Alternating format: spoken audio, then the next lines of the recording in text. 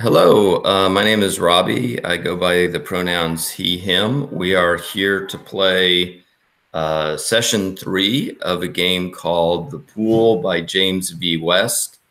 And it's actually a variant of The Pool, which is going to use some of the rules and ideas from a variant game called Snowball. And I think what we're going to do, we are, even though we're working through different variants of the game, we're keeping up with the same story, setting, and narrative. And I think what I would like to do is to have the players, if you would introduce them yourself and also introduce the character that you're playing, and also just say a little bit about what you recall from last week. And I'm going to end it with Stentor.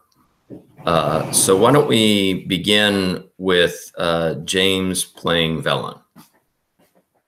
Sure. So my name is James. I also go by Crom. My pronouns are he, him, or they, them. Either are fine.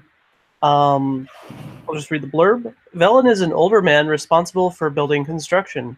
As a capable earth magician, he specializes in magic to move and transform the natural world, and his connection to the wooden has bound him deeper into its power. He has a grumpy streak, but cares for every villager deeply enough to lay his life on the line for them and wants them all safe. His compassion shines through when he needs it to, putting the others at ease with genuine care. Last week, Velen had a very personal encounter with the Wooden, and I updated his bio to reflect that. He has basically knows what it feels like to exist as the Wooden now, and it has changed him in a very weird way. Personality-wise, it's still him, but he's gonna be a little different now. Okay. And I'll come back in a second because, yeah, your connection with these strange wooden entities was really important at the close of our last session. So let me go on and we'll work through the other characters, but then we'll come back and talk about how the session last week ended up. Peter, playing Elmon. Why don't you tell us a little bit about your character and what happened to you last week? Yeah, so to recap, Elmon, he's an elf. He's got the whole protecting the wildlife sort of thing down. He's usually pretty kept to himself, and he seems to have some sort of natural magical gifts, but this is probably the most social interaction he's had in a while, just in the sense of the stuff I remember last time is that Elmon was the one who ended up leading the rest of the party, as well as like a group of some of the villagers, to the Wooden, because he has some prior knowledge or history with the Wooden themselves. And I think he's definitely starting to get an inkling that there's more going on than he really has any idea of. So, yeah. And do you remember why? Okay, so the last week, there was a mysterious visitor to the village of Wayfront, a kind of metallic person who was a traveling tinker who had received some has had some contact with Auntie Granite, who is Auntie Pine's sister, who had disappeared many years ago. And so there was that vague kind of idea that, okay, Auntie Granite is somewhere off in the north and is still possibly alive, but is also fearful of leaving the place that she currently is. And the details of that were pretty vague, but that was the kind of gist of it. And Peter, why was Elmon taking the company up to the north? It had to do with the wooden. Yeah, but I think it's also the fact that it wasn't just having to do with the wooden. It was the fact that if you didn't know where to look for them or how to look for them, they just blended in with the forest. And although people knew, oh well, they're more around the north side of things, people had just passed them by over and over and over. And because of Elmon's knowledge, they basically walked right in, and that was how Velen got his experience with the wooden. Right. And also Auntie Pine had gone missing, and that has the village kind of very concerned. So there's, kind of wondering about, what exactly happened to Auntie Pine. And Auntie Pine disappeared in the midst of the healing ritual that she was doing that was part of the first session. The first session ended with Auntie Pine. The wooden some of them had been afflicted with some type of rot, and she was drawing upon her fire magic to try to burn off some of this rot. And that was proving to be successful. But in the midst of that healing magic, the other members of the company, there was a strong smell that pervaded the air when this was going on. And the members of the company fell unconscious in the midst of this healing ritual that was going on, and kind of came back to themselves in the forest, but Auntie Pine was not there. So Stentor, why don't you tell us a little bit about Auntie Pine? Okay.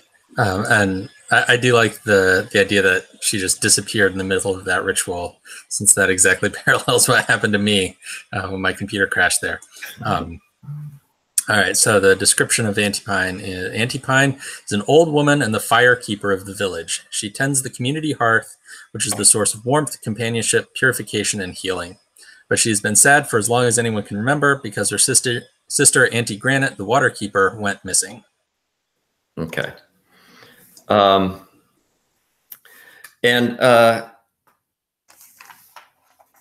Crom, do you want to, what do you recall of like the very last part of our session last week? Because you had established some contact with the wooden. I believe what happened was everyone set up camp and the wooden left us overnight. And basically I came back out of, or Velen came back out of effectively what was like processing what he just went through, if I remember right. Right, and your character had received this vision, correct? Yeah. Right. I had this like impression. Velen had this impression of just not even the concept of like destruction, but the concept of like undoing, like the removal of reality, effectively. Like that's the kind of visceral thing he felt in terms of what the wooden were going through and what force seemed to have taken Auntie Pine. And somehow Velen knew it was connected to the building stones. It was almost like the force was like the pure opposite of what the builders were. And the way that we would be able to save Auntie Pine would be to go there. Right. Yeah, and you had encountered previously this kind of strange stone circle formation in the middle of the forest, which was associated with the builders. But yeah, there was a kind of vision that Velen received last session that suggested that Auntie Pine had been, removed from some type of negative force or force of undoing, and that that there was some other force out there that was kind of totally antithetical to this force of the ancient builders that are associated with that that circle of stones. So let me just, before we launch into this, Stentor, how are you in terms of getting caught up? Are you feeling okay with, do you have any questions about last week? No, and I think I'll probably, since we're doing this like backwards thing, I think that'll kind of help too, because we can start wherever and, you know, fill back into what was going on before. So I think I'll be all right. Okay. So we're going to start then with a scene. This will chronologically be the last scene of our session. And the scene is going to be set at the Circle of Stones. That circle of stones in the middle of the forest that is somehow associated with the founders. In the middle of the circle, there is a stone plinth, you know, kind of like a stone, but has kind of flat on top. And there is next to it a warhammer. Looks like a big hammer, but it's like something that would be used in battle, made out of a very, very dark iron. And it's sitting on the ground next to that kind of stone plinth. On top of the plinth, there is what seems to be the remains of a blood red gem that has been smashed. So you see like over the top of the plinth, there are now just kind of all sorts of, you know, these remnants of some type of, it must have been a big gem or something that has gotten smashed on top of that. And there is also a very strong smell of charred wood that's in the air. All right, so that's kind of the general setting. And now I want to just go around and see where your characters are and what they might be doing. If you want to add anything to the general scene framing, that would be fine as well. If you want to add somebody or something else to it, that would be fine. So let's start with Auntie Pine.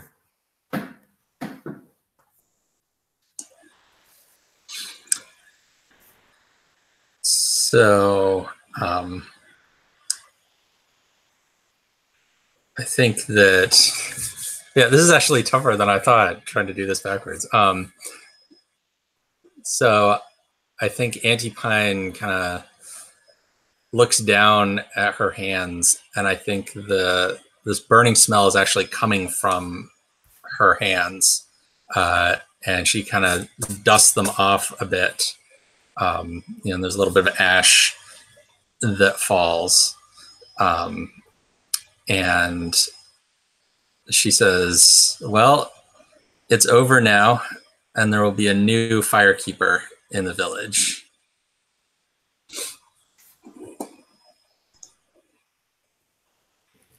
Okay.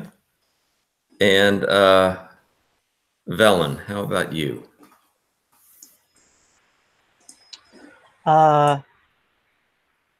I think I would want to roll for something in order to influence how we came to this position.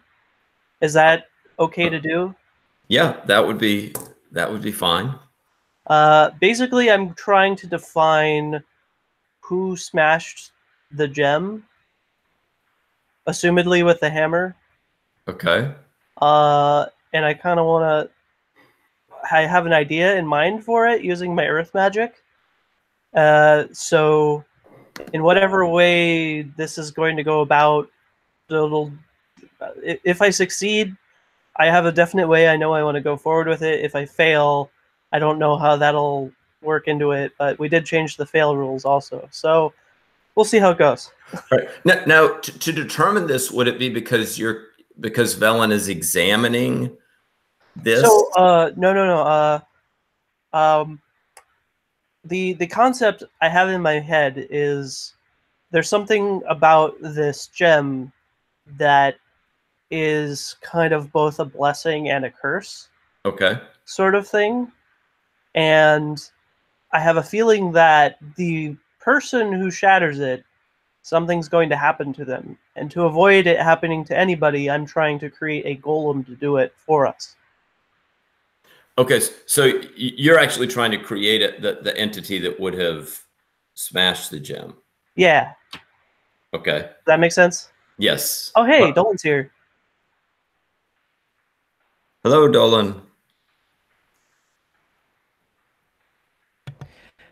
I have slight concerns about what happened with the time compression. How are you doing? I am fine. What time is it?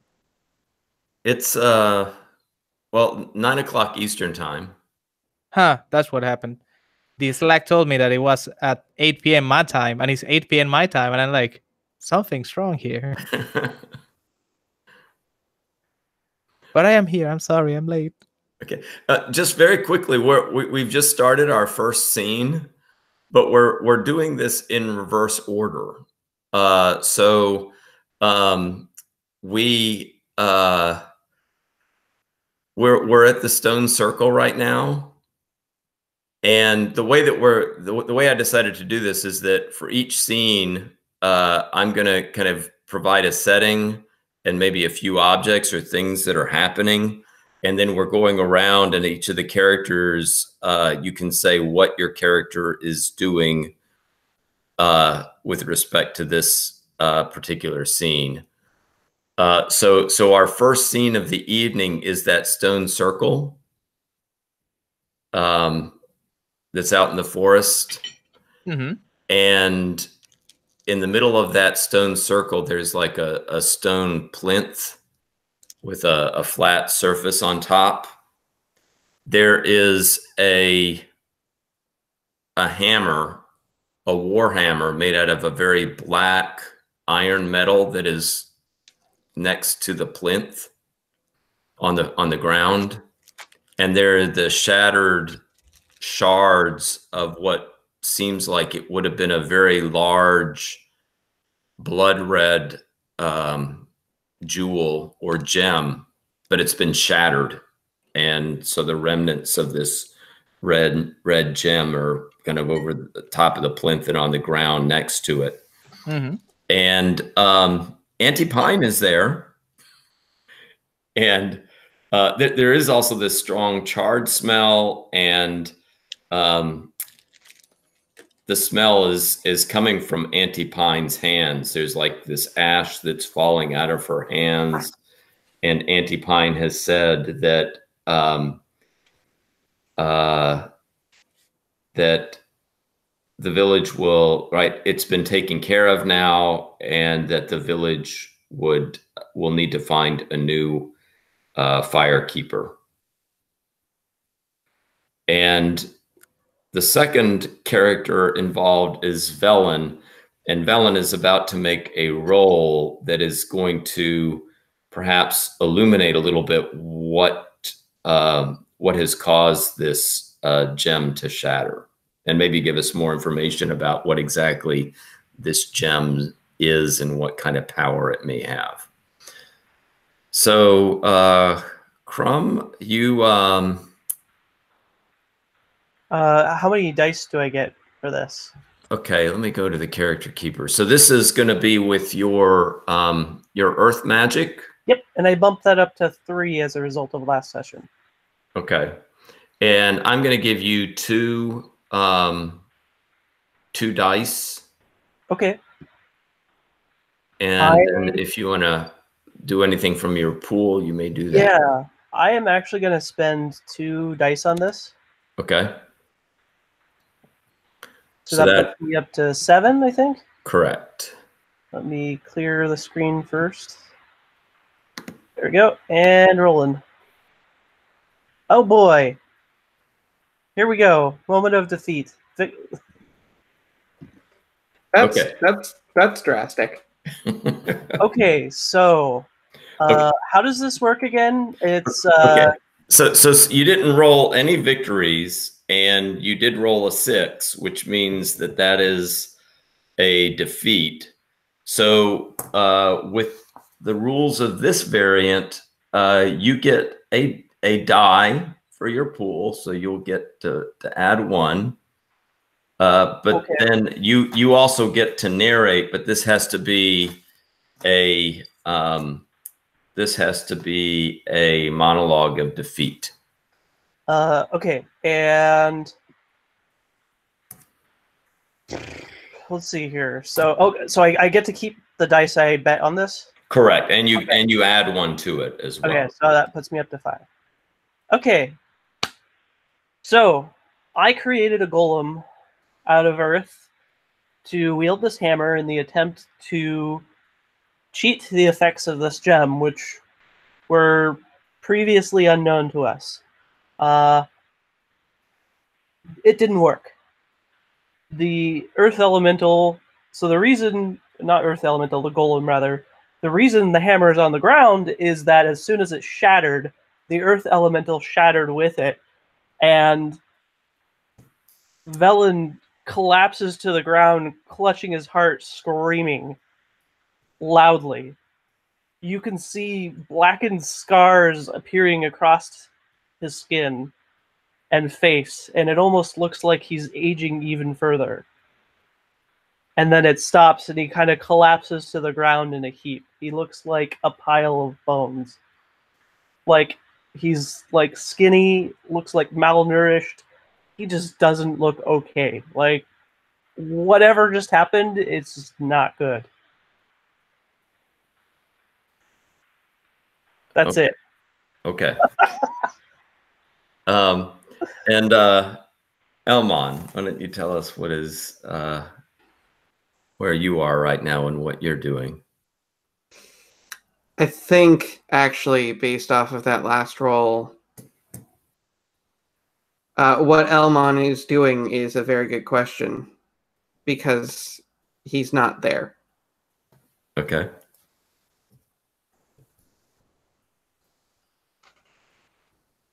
I guess you can leave that a mystery. Do you want to leave it a mystery, or do you have an inclination of where?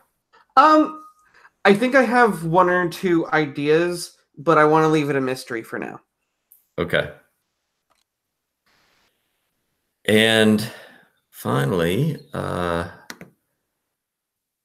Dolan. And Dolan, why don't you go on? Just start off by quickly reminding us of your character, and then you can say what your character is doing in this scene. Well, I'm playing Duncan Blackhammer. I am a carpenter, former member of Clan Blackhammer. Should I read my backstory?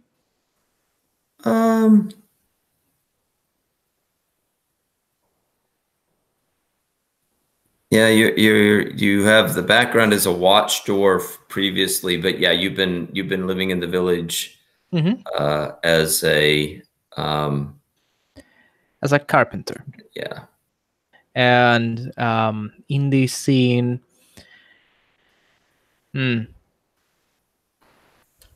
I think that Duncan was trying to reach for that black hammer that was found in the stone circle, and he's probably like caressing it like if it was a child, like if it was his child,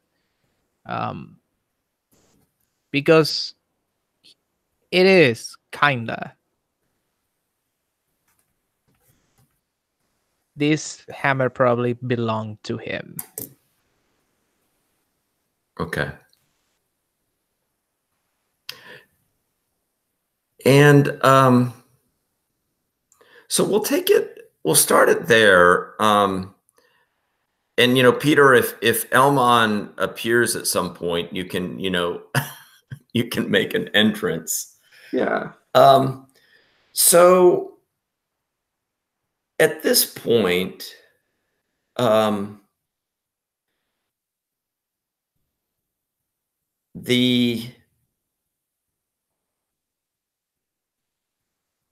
think we'll go to the Warhammer, and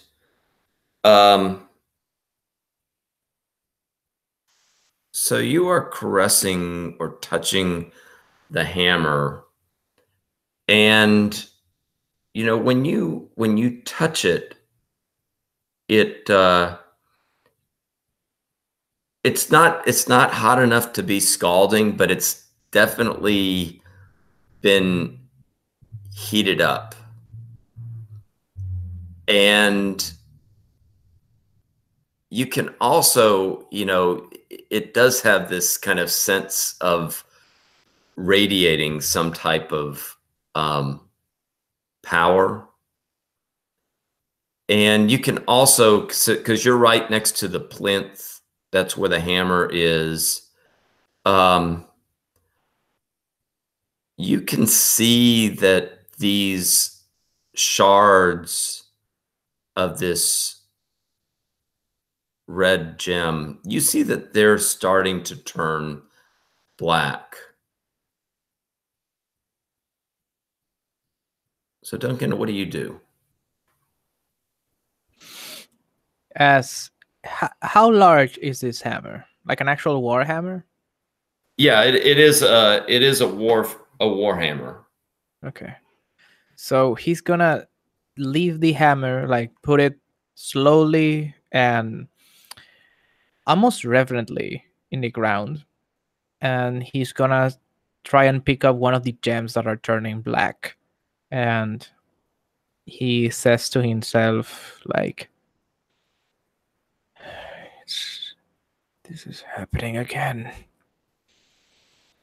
This is not good.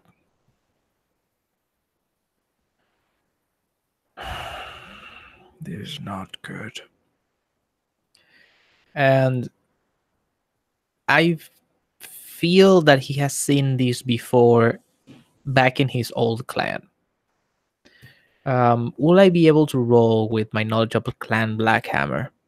Yes, you've got a black hammer with you, so yeah, you can definitely make a roll for your knowledge of this.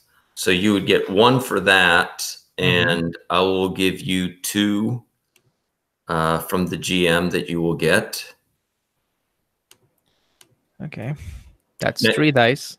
Yeah. Now you also, I mean, you get at the beginning of the session, everybody's pool replenishes to 9, and if you want to, you can take at any point you can take those dice and convert them into added points.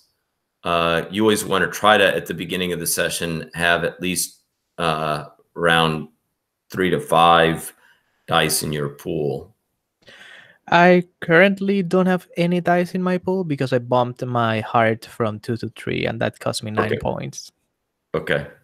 Oh, if you boosted it from 2 to 3, what we said last week is that if it was already at 2, you'd already spent 4 at it, so you would only need to spend another 5 to take it up to the That is very true. Then I should have 4 points, and I'm gonna spend.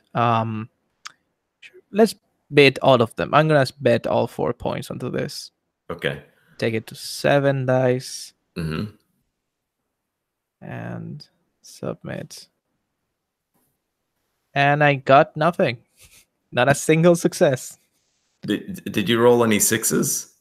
I rolled no sixes and no ones. Only 4, 5s, and 2s.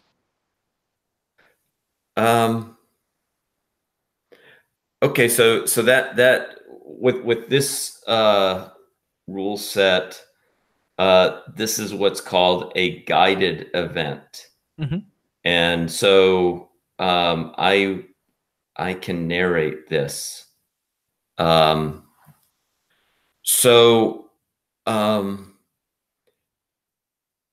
Duncan, yeah, you're thinking that this reminds you of something that has happened before, but the memory for you is very, very vague. I mean, you definitely have a sense that what has happened is something that is of great consequence, and it doesn't seem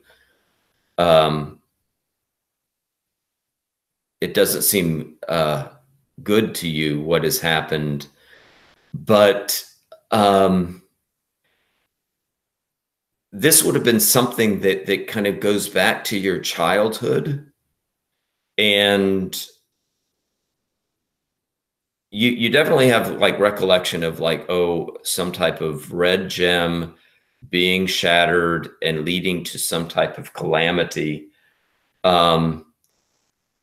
But you're not really sure if that was just a kind of children's story that was told to you, or whether it was something in your early youth that you can actually remember seeing, and it's all very kind of fuzzy and foggy in your mind, perhaps also as a result of the kind of confusion of the scene right now.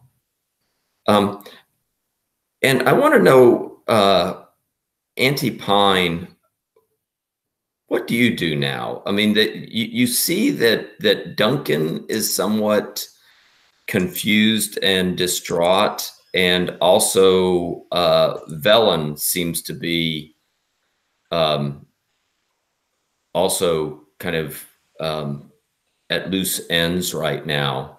You seem to be the one person here that seems to have some type of equilibrium. So yeah, I mean, I think I moved first to Velen because he seems to be in worse shape here. And I want to try to do some healing on him. So I've got 2 points in healing. Yeah, and I would give you 2 GM discretionary dice. Okay. If you want to bid on it, I'm willing to give you some. I'll give you a couple, since it benefits me. Okay, that sounds good. So, remind me, with that helping, you're just giving me 2 more dice that I can wager. Correct. Along with the 2 I've got from my healing and the 2 from the GM. Okay, so that's 6 total dice. There. All right, so let's roll these and see how this goes. And I'm looking for 1s. Correct. Which I did not get, and I did get a 6 here. Okay, so with that many dice, and I couldn't get a 1. Well, can you imagine like how many dice total have been rolled at this point, and not a single one of them is broken? So Stentor, you get to add. You don't lose any of the gamble die, and since you rolled it, you get to add a die to your pool, and then you also have a monologue of defeat. So you actually get to control the narrative, but it has to not be what you were intending to do. It has to be some type of failure that's incorporated into your description of what Right. happens. So could I actually make this the prelude to the bit I said at the very beginning of the scene? That maybe Auntie Pine is able to stabilize and heal Velen a bit, but essentially at the cost of her power as the Firekeeper. Oh, that seems yeah. So she finds she has to sort of put the last of her power into this, because this is more than just an ordinary injury. This is something that has this magical component to it, and so it requires that greater level of sacrifice to heal that. I like that idea. I am also then wondering if this involves then losing the Firekeeper. I mean, you still have that as a trait now. Mm-hmm. Whether anything would happen to that Firekeeper trait. Yeah, I would think that would go away forward in the story. Mm-hmm. But I'd have it for the scenes as we move backward. Right, and maybe it would get transformed into something else that we could kind of think about. Yeah. Okay. We can figure that out later, and that's the cool thing about this story structure now, is that we don't have to worry about the consequence of this mechanically. Mm-hmm. Mm-hmm. Which is cool. So I would like to do something. Can I make a roll with my magic of the Fey kind? Yes. Mm-hmm. Cool. And what is your intent here? What is your goal that you're? Depending on the success or failure is determining in my mind, and then for everyone else, where exactly Elmond is presently. Okay. Elmon. There's no D at the end. Okay, so with this, give on your character keeper. So your Fey kind, this is your Elven kind trait. You have 2 for that. I actually went down a bit further and went magic of the Fey kind. Okay, I see. Yes. So, so you get 3 for that, and I will give you 2 of the discretionary dice. Okay, so that's 5. Yeah, I'm willing to go with just those 5. Somebody has to roll a 1 sooner or later. I mean, yeah. We'll see. Maybe I'll break the cycle, or maybe I'll continue it. So 5d6. Yeah, that looks right. Not today, though. Not me. I rolled a 6 even. Well, we'll have to kind of go back and figure out like what the odds are. And you did roll a 6. Which actually means that, oh boy, that is. I was going to be like, look, things aren't so bad, and I'm like, no, they're worse. Oh, geez. Okay. Okay, so you get to add a die to your pool, and then you have a monologue of defeat. Yeah. So I think that the way this works is you start hearing sort of this wind picking up, and it's strong enough and kind of running through enough things that it starts sounding like it's almost whistling. And then you sort of hear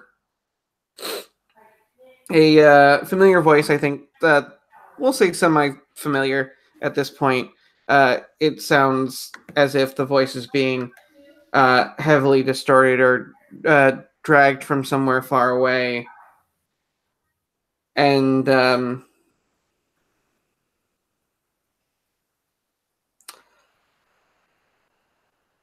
I'm trying to think what it says, because I think it's...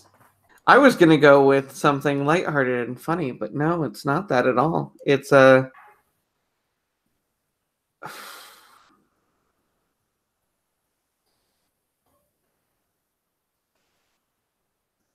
Well, what were you trying to accomplish?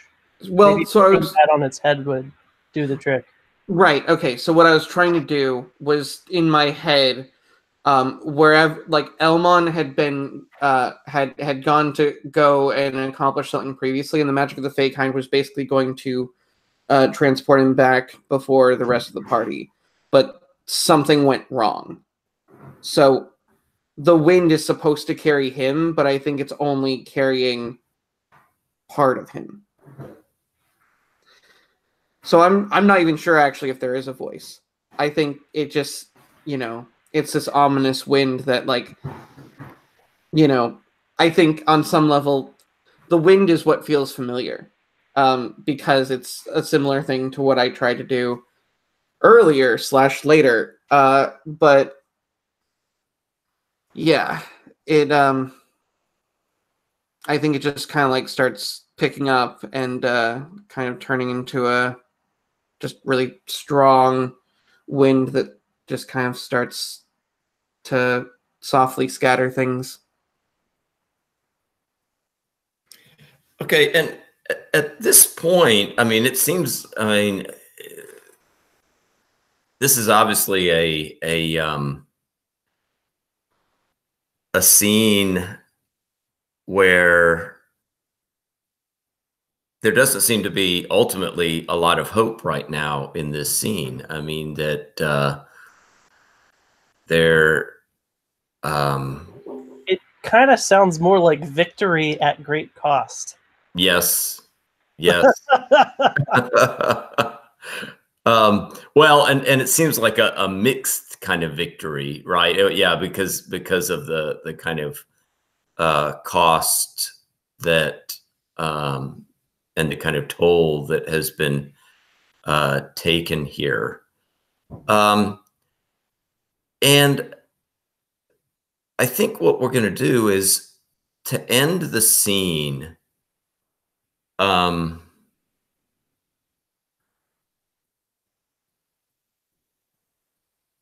couple of the wooden appear. They also look like they have been charred. There's still, maybe, you can still see kind of smoke that's, I mean, they're not on fire anymore, but you can still see that they're smoldering.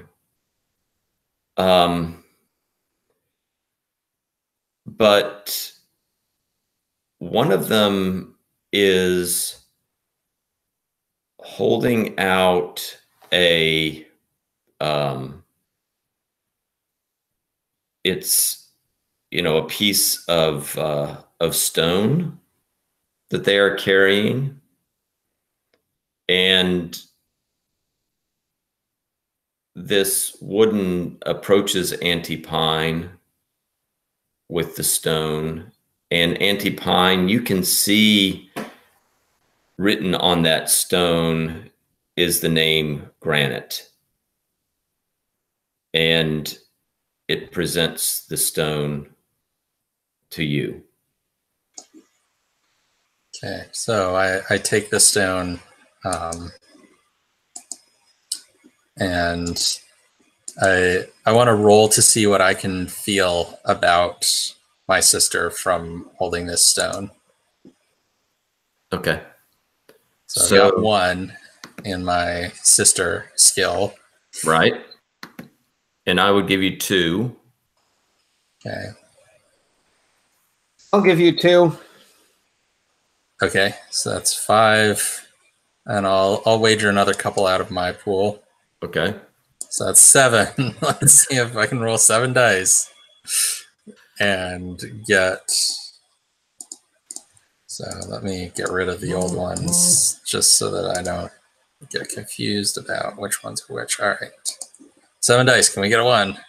There we go. 3 ones. So that's where that's where all the ones went.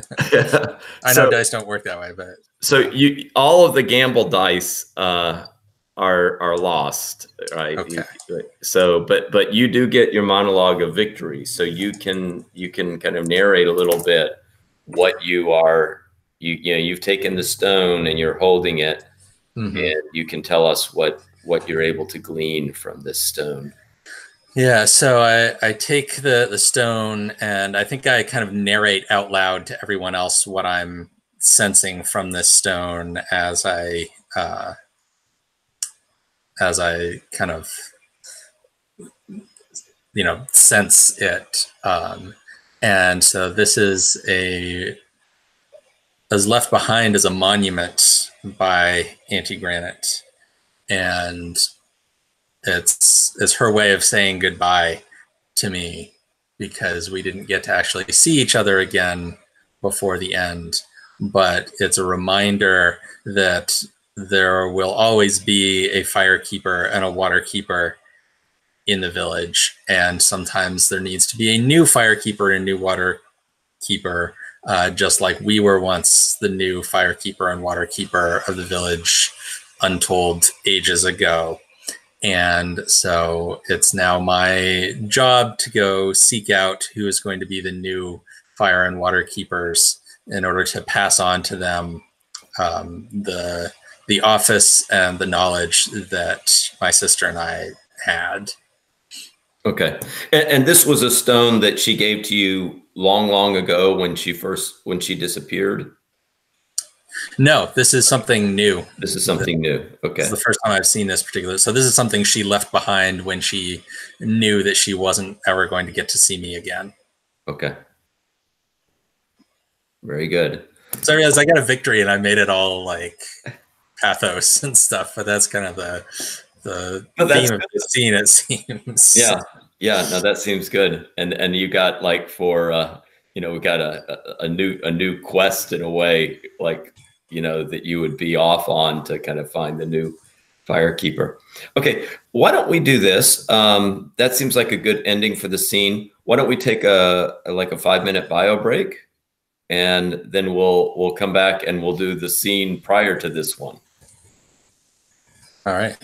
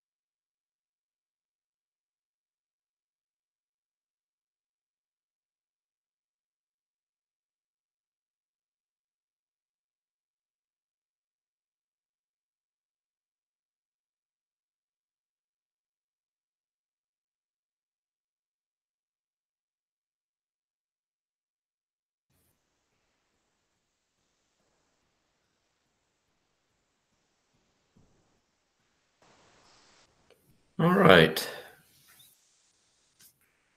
So, everybody ready to go? All right. So the next scene, which is actually the previous scene to the one that we just did,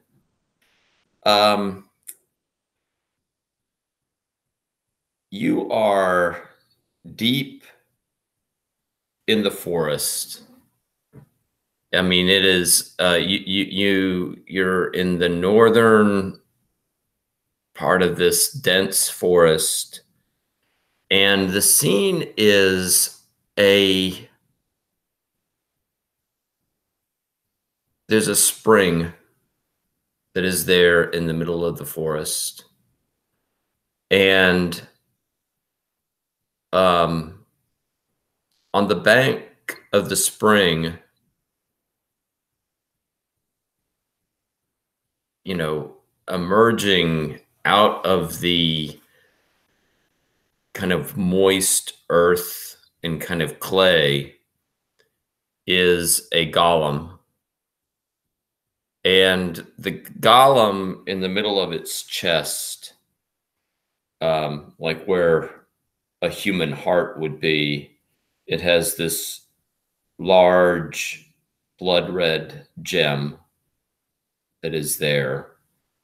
And on the ground a few feet away from the golem is this black warhammer that's made out of this very dark iron looking metal. So that's the setting. And Elman, let's start with you. What are you doing at this scene?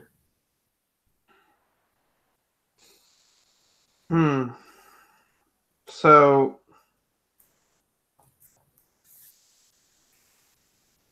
I think right now I just kind of it's sort of a callback even to how I was introduced last session, in the sense that I have sort of my hands at the ready in a defensive position, just kind of like not sure how to deal with this golem. And I'm very much kind of eyeing those that are with me, because I'm not sure how to deal with this, but I don't want to be the first person to say it. Okay. And Auntie Pine, where are you and what are you doing?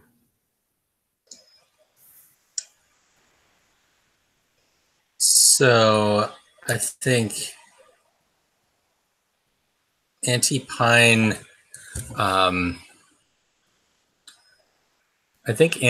has been working on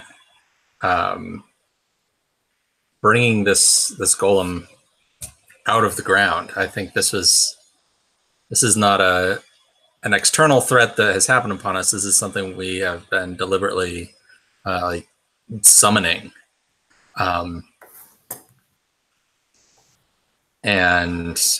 So I think Auntie Pine is excited to see that it has succeeded and that the golem has the red gem with it, because this is what we needed to be able to move to the next phase of our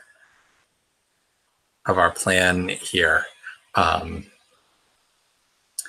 And so I think she's speaking softly to the golem, trying to get it to be docile and obey our commands. Okay. And so would you want me to roll for that? Oh yeah, no, that's a good idea. So this would be so I feel like this might fit under being the firekeeper. Mm-hmm.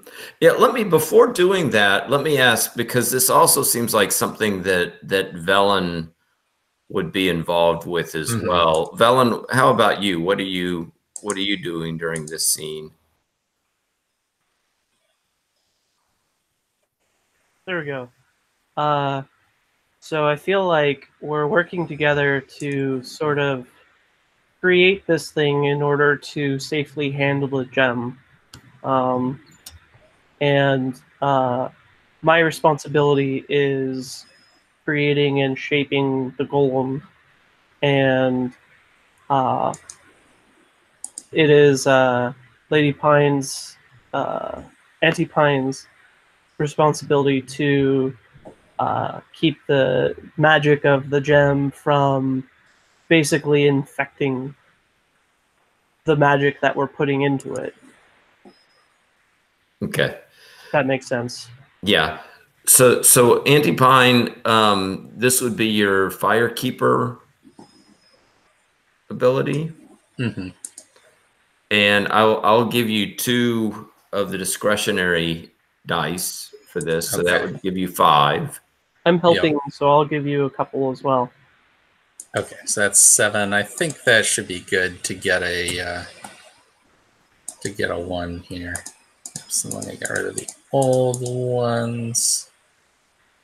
Oh, that's 7. So let me just re-roll those. There you go. Okay, I got a couple 1s and a couple 6s. Okay. So yeah, you the gamble dice get lost, but you have the victory. So Stentor, you can take over the narrative and tell us what happens. Okay, so I think that Auntie Pine's just speaking softly to the golem, and basically encouraging it to come with us, because we need to take it to the stone circle in order to destroy the red gem. And I think that I tell it that I know the red gem is hurting it. I think the golem is in a certain amount of distress having this gem in it, but this is the only way that we can safely move it from where we found it to the stone circle where it can be destroyed. So I'm sort of telling the golem that we're here to help. We're trying to correct the problem, and that it just needs to come with us to the stone circle. And so it's kind of slowly shuffling forward, and I'm kind of like coaxing it along. Yeah, and so the golem rises up. I imagine it's very large. It's like a 8.5 foot, 9 foot tall creature, and it kind of lifts itself up, and it looks at you, Auntie Pine, and it kind of holds one hand on the gem, but after a second it does, it starts to shuffle off in the direction that you're directing it to go. Duncan, what are you doing at this point? I think that the hammer is a precautionary measure that he's not been too happy to have but with him at all. He had left it here in the forest when he moved into the village, and he's not inclined to go ahead and grab it, but he knows that should magic fail, then perhaps the might of this iron will be enough to rid the golem of its pain. And he takes his cloak and wraps it around the handle, and there is some smoke coming from the hammer when he touches it, and a very slight sizzling sound. And he just endures it for a moment and looks at his companions like, Well, we might as well be certain that we are gonna rid it of its curse. And he takes the black hammer in both hands and follows the golem. Okay. And Velen, you said you were responsible for helping to kind of use the magic to kind of bring this golem into being. Auntie Pine was successful in kind of getting the golem to kind of understand the necessity of bearing this gem and going off with it. What are you doing at this point? So a lot of what I'm responsible for is, I think I'm gonna roll for this, because I have an idea. Basically, it's not so much that I'm like creating the golem. It's we are animating an actual entity that doesn't exist in a material form that we're trying to cure, is the kind of idea that I'm getting out of this. And so Okay. what my responsibility is in creating it is I'm giving it its body, if that makes sense. Yeah. So in other words, you want this golem to be a something that is created because it's that it would focus the kind of curing that you're hoping to. Yeah, so the idea is, the golem itself is not the focus here, it's the gem.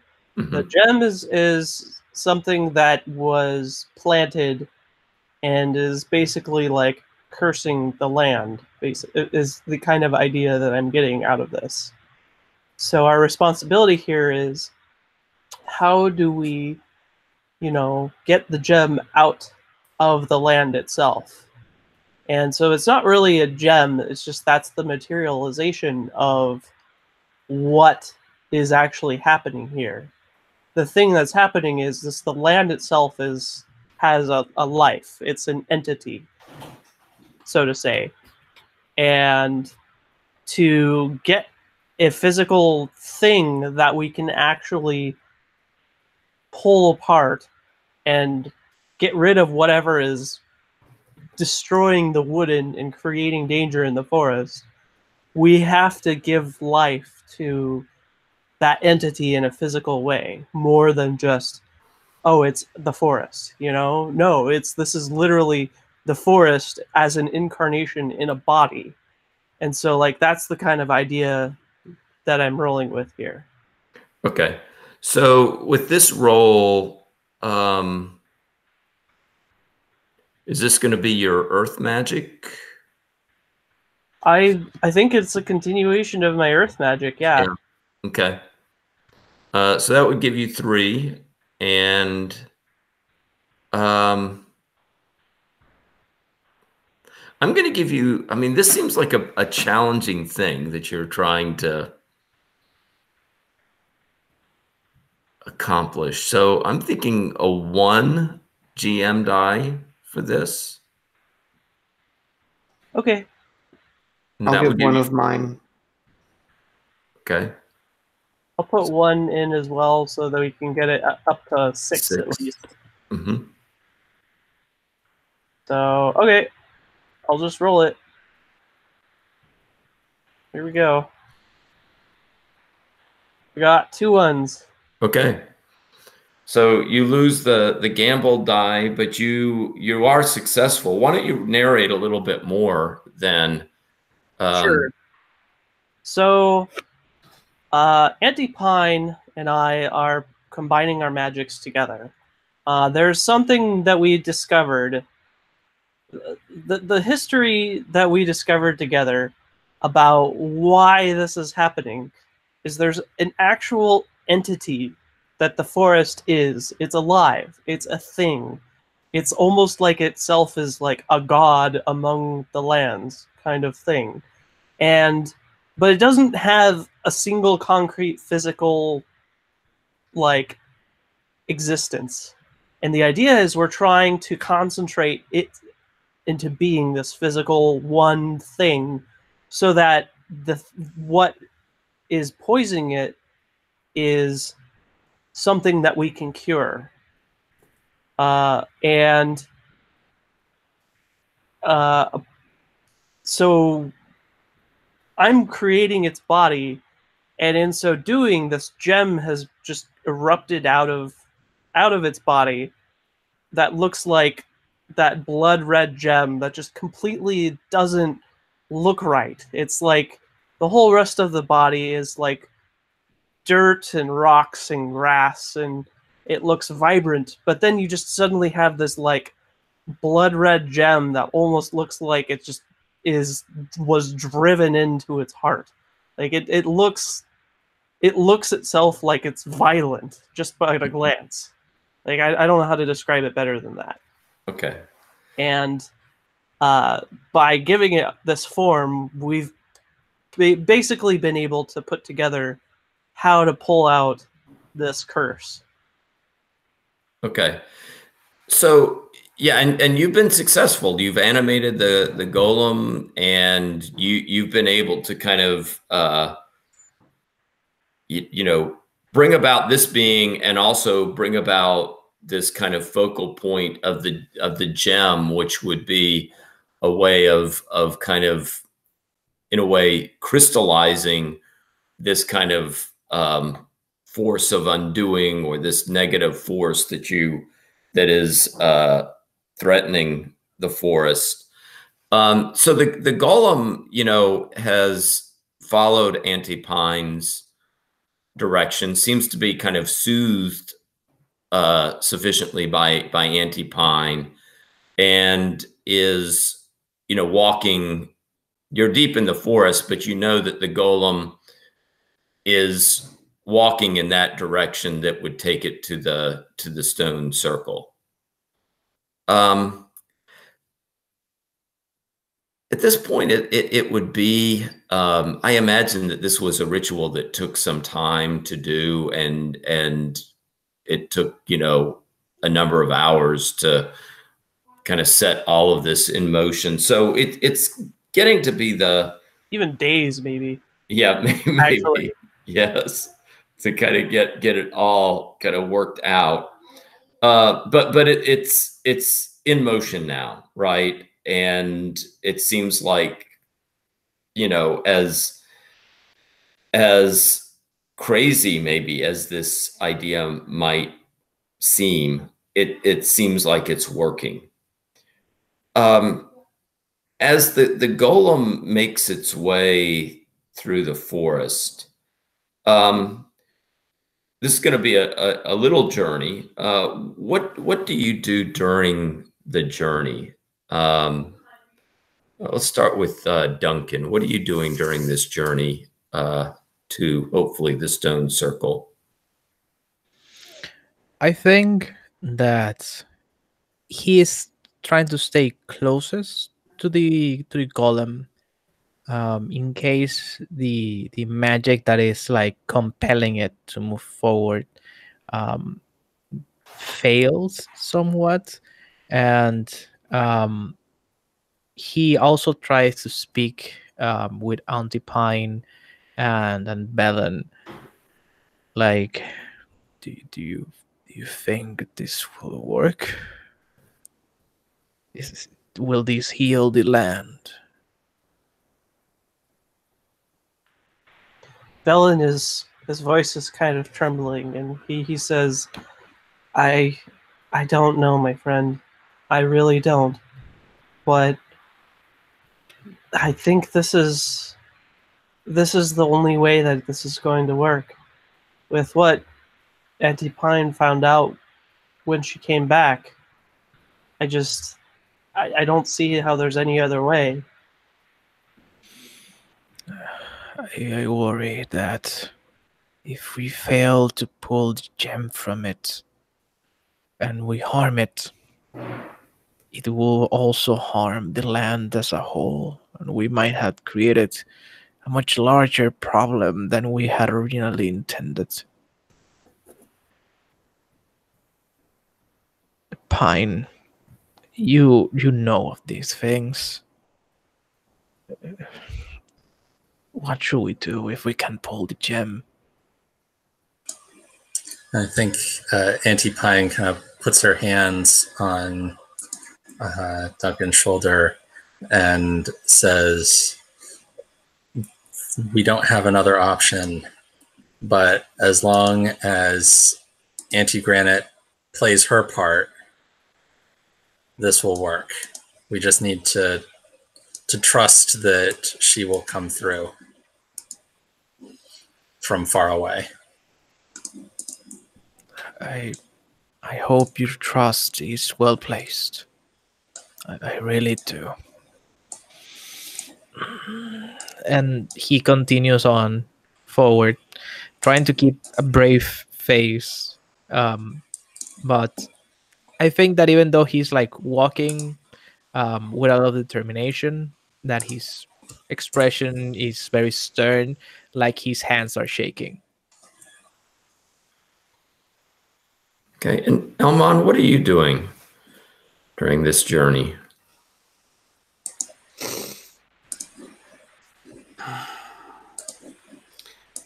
Everyone else seems to actually have a purpose or a part to play at this point, and I think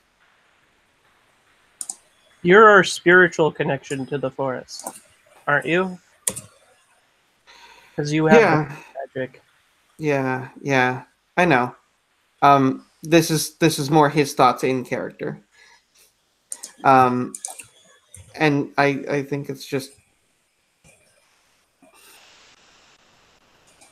I think as everyone's walking, he just kind of listens and tries to sense what the forest is saying, or feeling, or anything like that. Okay, Elman, I want you to roll, and this is gonna be off of your wildlife protector trait, as you're kind of like listening to the forest, and trying to kind of be alert to what might be out there or impacting it. So you would get 2 for this roll. And this is going to be to see whether you're able to pick up on something that is perhaps following you or watching you. So that would be 2 for your wildlife protector, and I will give you 2 of the discretionary dice to roll for this. Okay. I'll go ahead and put in the 1 dice I have left over. So that's 5. Okay. And yeah, I'll just go for it normally. Yeah, so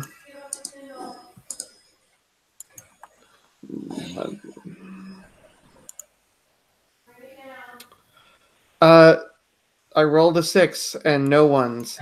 Okay, so you retained the die that you gambled, and you gain another one. Great. And you have a monologue of defeat then. Yeah. So I think, this moment is, of course, foreshadowing to what's to come. And I think that the forest is louder in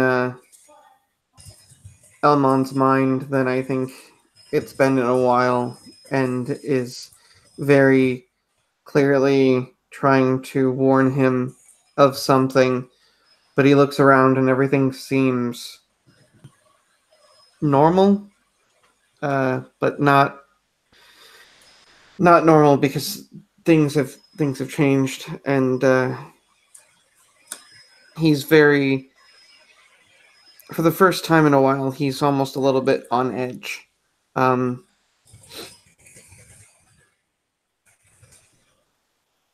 I think he just gets this sort of sinking feeling in his chest, and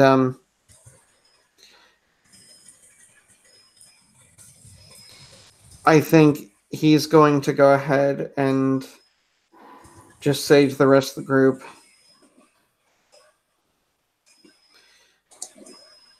I can't pinpoint it, but something is amiss. Something is amiss, and I feel I must find out what it is.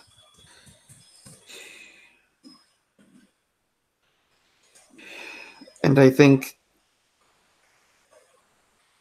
I'm gonna try to use my magic of the Fey Kind to try and take me to whatever is off. Okay. So you have,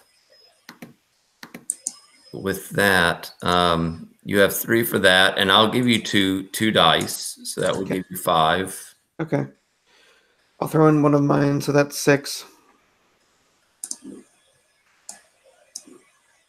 Okay, 6 it is. Let's just...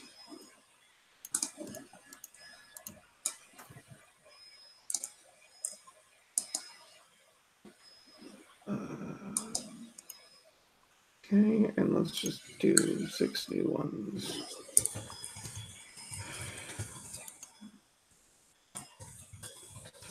No successes, but no failures.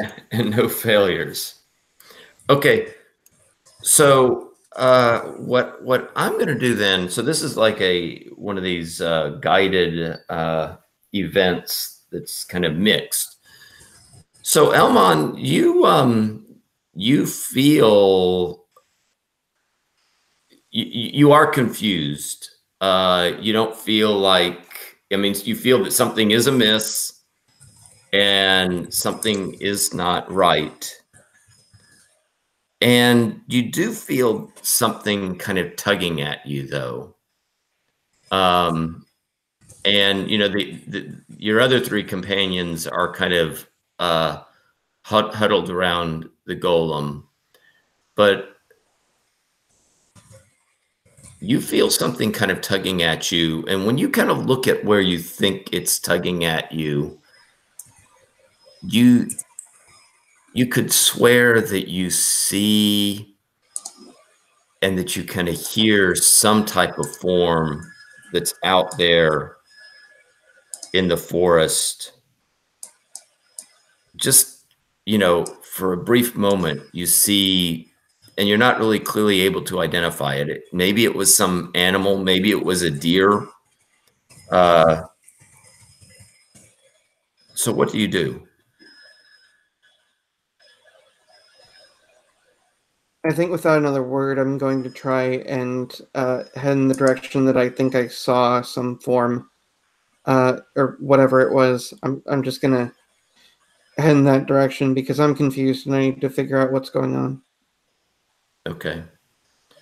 And this, you know, happens as you are getting close to the stone circle. Yeah, that makes sense. That actually, wow, that does explain where he is. And so, you know, the golem picks up its pace as you get closer. The golem does pick up its pace, and there it is. It's the stone circle, and the golem kind of steps into the circle and turns to Auntie Pine and looks at Auntie Pine. So Auntie Pine, what do you do? So I think that I place my hands on the red gem to help draw it out of the golem, and so that it can be placed on the table. Okay, I'm gonna. I feel like that might be purification. I haven't got to roll with that one. Yeah, that sounds +1. That sounds right. That would be 1. I'll give you 3 of my discretionary dice for this. Okay. So that would give you 4. Okay, and I'll wager a couple of my own. So that'll put me at 6. I think that's good. Unless Duncan wants to help with, or I guess you don't have any left in your pool. So No, I don't. your earth magic won't be able to help me. All right, so that's 6. Oh, geez, I got a 6 and no 1s. Okay. I don't lose the ones I gambled. So you have and you get to add 1 to my pool. To your pool. Okay, and then I get the Monologue of Defeat. Right. Okay. So I think that so Auntie Pine is trying to coax the golem into kind of being able to let go and give up this gem, but it's kind of too firmly fastened. So, and in the idea of this as being the metaphorical, physical expression of the forest's pain, which I really like that idea. The pain and the negative stuff that's manifested as this gem is too sharply intertwined into the rest of the forest to be able to just be separated out to be put on this altar. And so the more that she tries to coax the golem into letting it go, the more it's kind of screaming and fighting her. And so she so I'm trying to think how to make this to be a failure, but we still get the gem onto the thing eventually, because we know that happens in the next scene. Maybe this isn't what does it. Yeah. So, and I think then the golem kind of knocks her back, and she falls back against.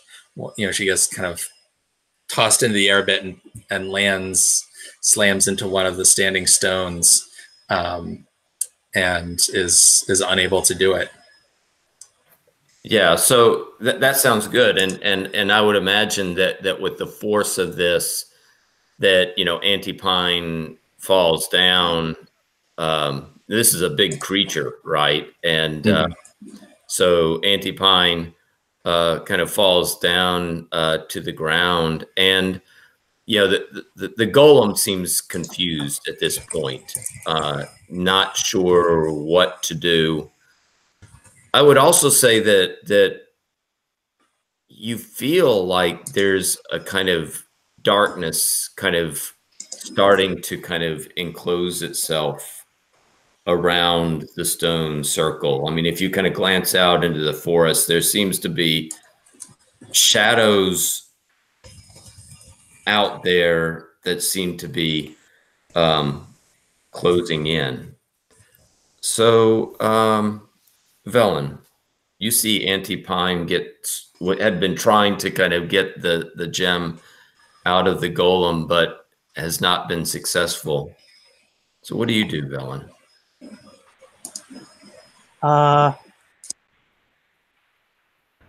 I immediately rush over to Auntie Pine to pull her away from the golem to keep her safe using my protective of others trait. Okay. So yeah, I'm gonna try to pull her away and get her out of range of the golem. Okay. So and I'll give you 3 dice for this. Okay.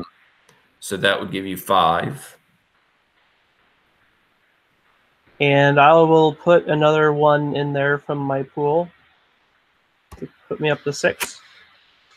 Here we go. I failed with a 6. So, and you were trying to kind of protect her. Yeah, I was trying to get her and me away. Okay, so yeah, you get to add a die to your pool, and then you can take over the narration and tell us how you were unsuccessful in doing this. So I move over to protect her and try to pull her away, but I notice that the golem is already attacking, and put myself in way between the golem and her, and I just completely take the brunt of it and am smashed aside, pretty much. It's pretty out of control at this point. All right, and so it's Duncan. It sounds like it's on you to do something. You've seen two of your companions now. I was thinking that too. This is not going well.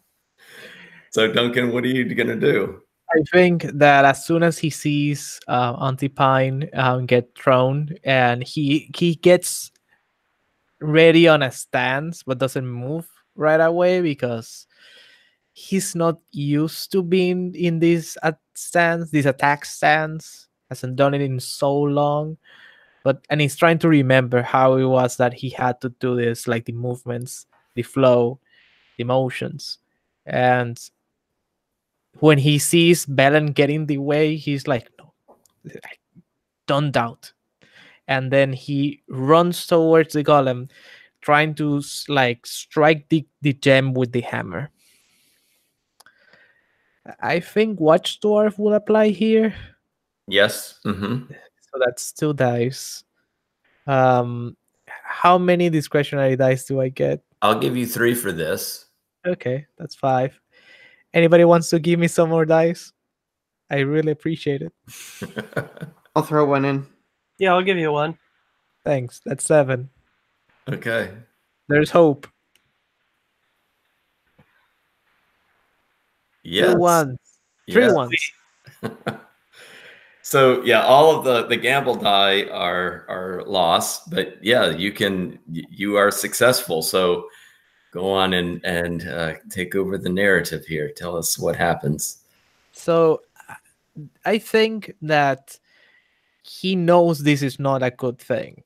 He knows that he shouldn't be wielding these weapons, specifically against a creature that is the incarnation of the forest itself. Even though you're striking at the corruption, there's gonna be some blowback from this. When you're smashing something, even the surface that you're gonna smash that thing in is gonna get damaged at some point.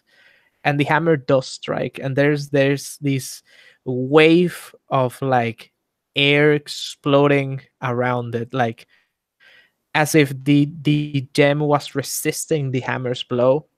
And then Duncan is pushed back, but the gem visibly begins to crack and bursts into a bunch of tiny pieces, and he lets go of the hammer, which falls a little bit behind him and just flats to the ground.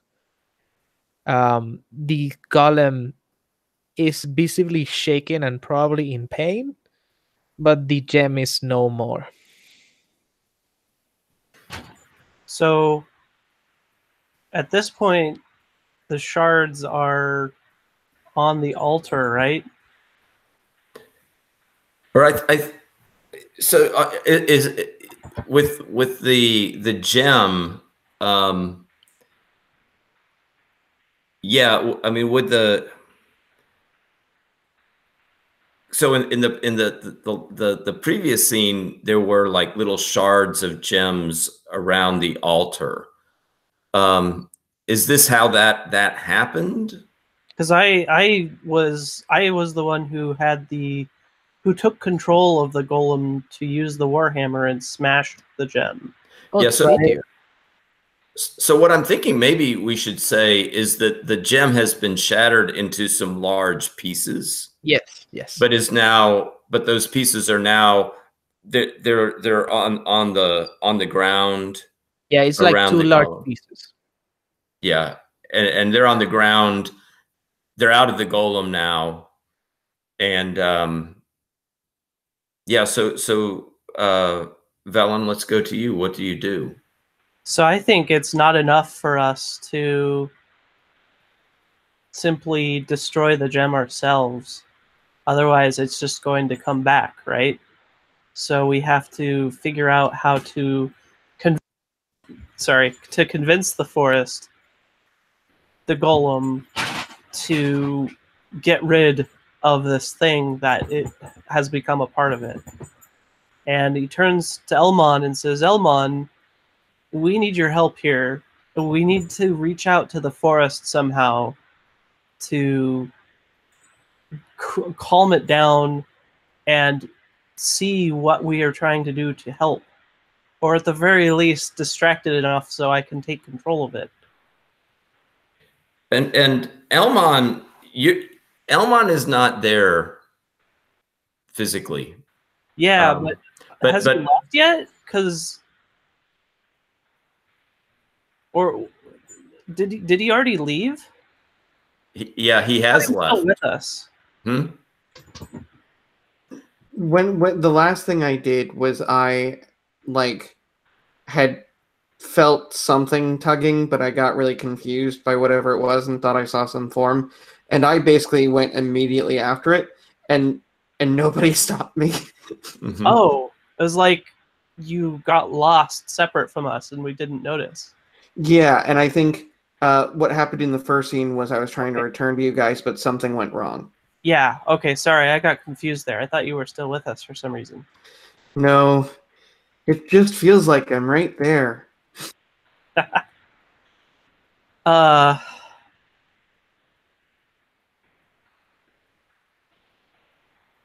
Okay. I think at that point, then we need to... So Velen stands up. He's holding his ribs, which are like cracked, and immediately reaches out with his magic. And I think at that point it's safe to say that we can transition that into being the beginning of the next scene. Because he's taking control of the golem. Right. And telling Duncan to give it the Warhammer. Yeah, that sounds good. Do we want to end it there? Or do we want to have that be a roll? Well, because I already rolled for it, right? Oh, yes, you did. That is correct. Yeah, you would roll. I rolled for it. Yes, and to smash it. Correct. Which I got it to smash it, but Mm-hmm. I was hoping that the effects of the gem would be enough to not affect me by doing so, and instead of it being sustained within the forest dealing with its pain, I instead took on the pain, basically, is what effectively happened.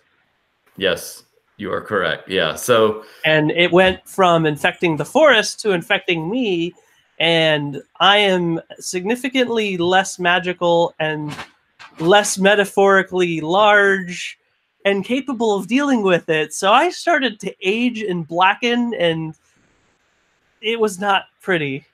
Yep.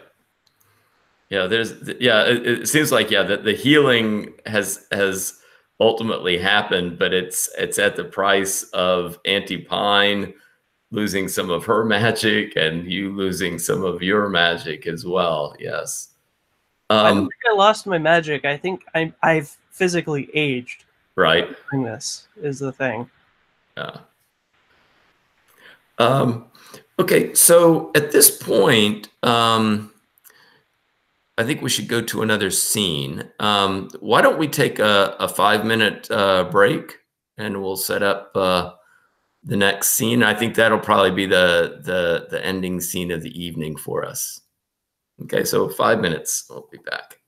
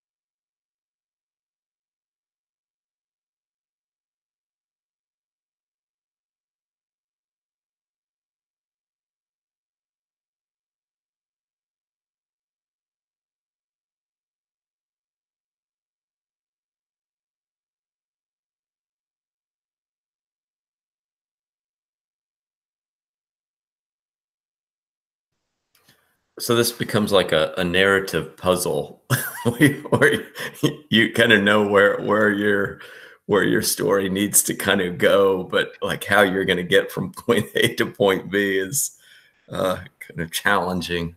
Yeah, yeah. I'm trying to get my head around, like wrapped around it. It's interesting. It's just different. Mm-hmm.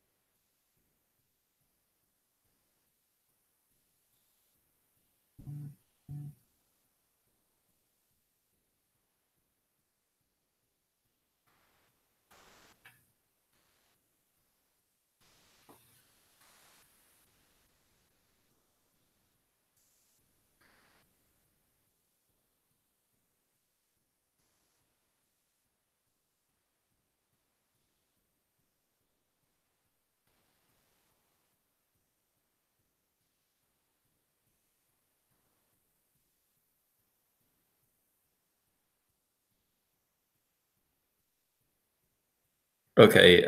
Yeah, I see that Stentor is here. So I think this will be our last scene if we're gonna try to keep this within our time frame, which would be good. And so we have to. I think we'll start this scene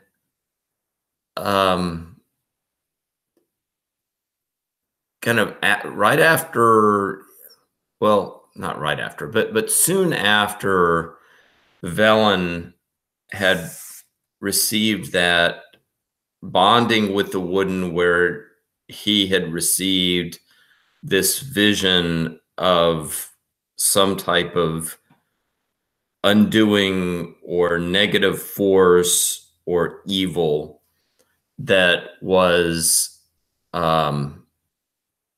taking over the world, or taking over the forest, at least, that was undoing the work of the founders. So we have that in play. And I think as part of that vision, you had a sense that this force had also been had taken away Auntie Pine. So it seems like maybe this scene should be when you all found Auntie Pine again. Does that seem reasonable, that we would like pick it up with you? So I'm up for suggestions. Where does that seem like that would have happened? My suggestion was, because we're facing a force of undoing, which is like the opposite of what the builders are. Like, the idea being we need the builders circle to bring her back, sort of to like reconstruct her, kind of idea. So we would be back at that circle. That was my thought. Okay. And so that sounds good to me. So why don't we'll set the scene there, and there trying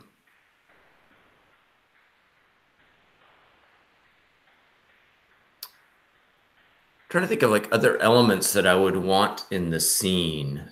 Stentor, does this sound okay to you? Do what? I was asking if Stentor is cool with this approach. Yeah, I think so. Okay. Okay, so we're there, and something is going to be happening, hopefully, to bring back Auntie Pine, or to relocate Auntie Pine. Why don't we say that when you get to the circle. Seems like there should be something there that would be unexpected. We have all of the villagers with us. Maybe something happened to them during this sequence. Right, because you had that handful of them that came that came along with you. And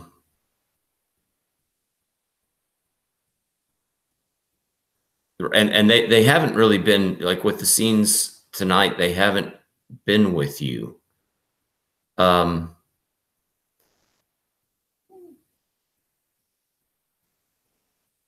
So why don't we do this? We'll bring the wooden back into this. And let's say that, you know, the wooden, which really feels the kind of force of this kind of undoing, that is impacting the forest. They're obviously disturbed by this, and you know, it was through their conduit that you had kind of been able to pick up on this sense that this force of, you know, this kind of negative force had been responsible for taking away Auntie Pine, and that it was also opposed to the founders. You know, a number of the wooden appear to you near where you had received this vision, and they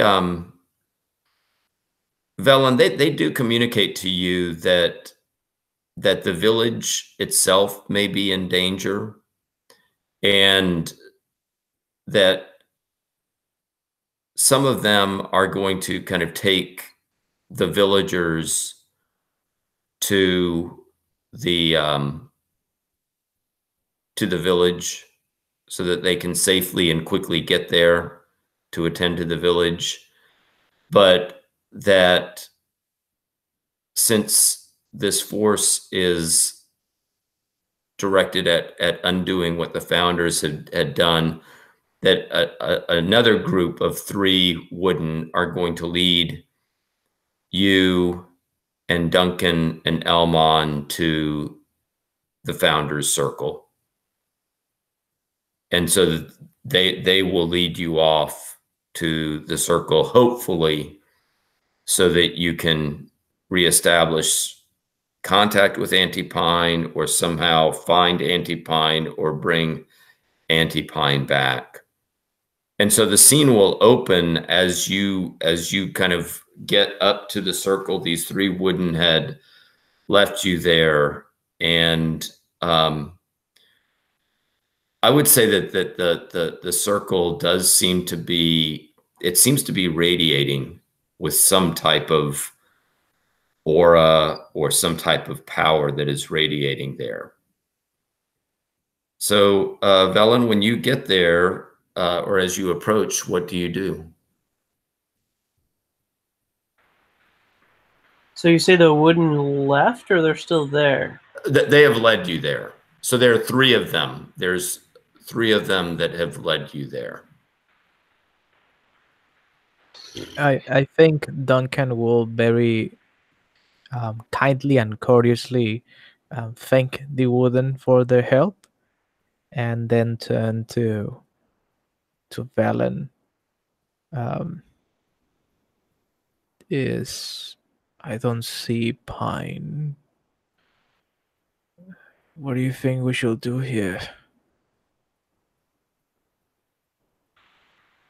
We have to bring her back from nothing. I think. You know, That is what they told me. And I don't know why they're staying here. It's almost like they're offering themselves up for this. They very well may be. Do you have any kind of incantation that could bring her here? Nothing. My magic is connected to the earth and obviously to the wooden, but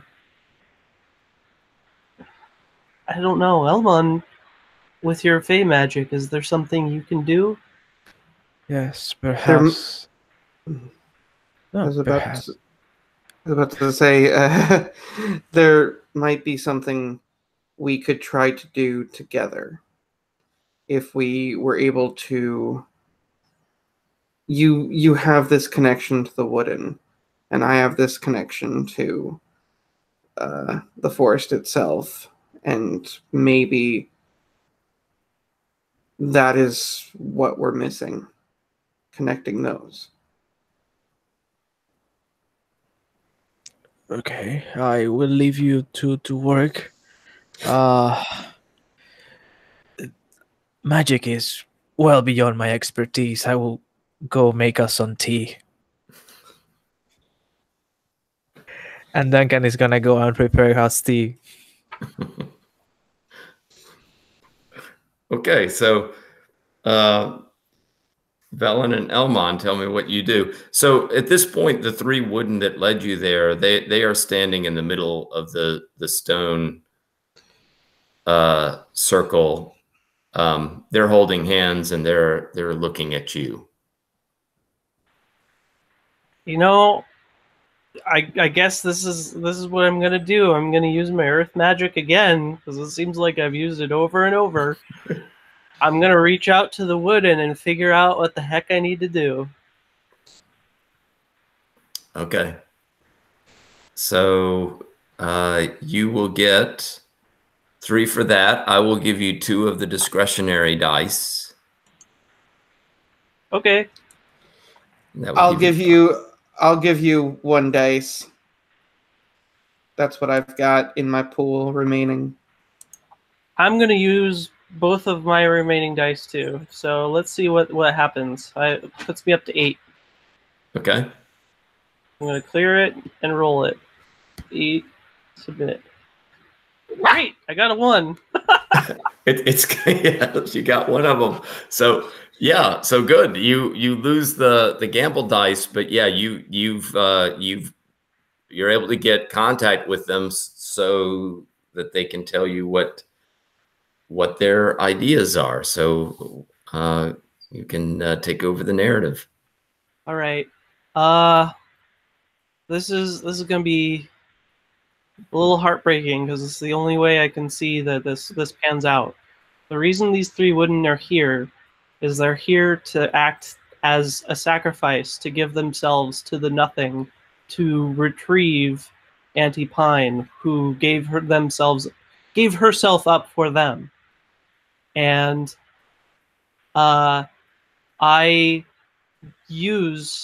channel this power with Elmon, who's using his Fey magic to perform the spiritual part of this aspect of fetching her existence, and the wooden begin to sort of bend and creak and coalesce onto the table, and slowly you can see, like, as they are rising up, earth begins to flow almost through their veins, like flowing up with their bodies. It's almost like they're like water flowing onto the top of the stone.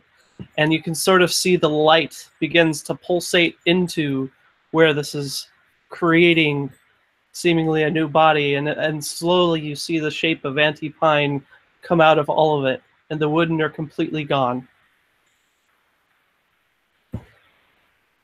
And that was something I did not even, like, Velen didn't do this, like, willingly. He kind of connected to them, and it just was like an automatic thing that happened. They just needed his power as a conduit. Okay. It's his and Elmon's power. And Elmon, oh, tell me what you are doing. I mean, you see this all kind of strange sacrificial magical event that's happened, and you see Auntie Pine starting to emerge. Now you do know Auntie Pine. I mean, you were not there initially when she departed, correct? But you do know her from the village. So when you see her starting to appear, the Hearthkeeper of the village, what do you do? So I think that just to solidify what's happening, I think I kneel down on the ground, place both my palms face down, and just kind of try and stabilize 100% basically the portal of sorts that's like opening and causing Auntie Pine to reappear. Okay. And Auntie Pine, you're coming back to yourself, and you see Velen, who was there when you had performed that healing magic on the wooden, and you also see this elf, Elmon, who was not there when that happened, but I think that you have some acquaintance with Elmon, who is now kneeling down on the ground. So what do you do? Yeah, so I think the first thing I do as I kind of get to my feet, I ask them where we are and how long it's been since I disappeared.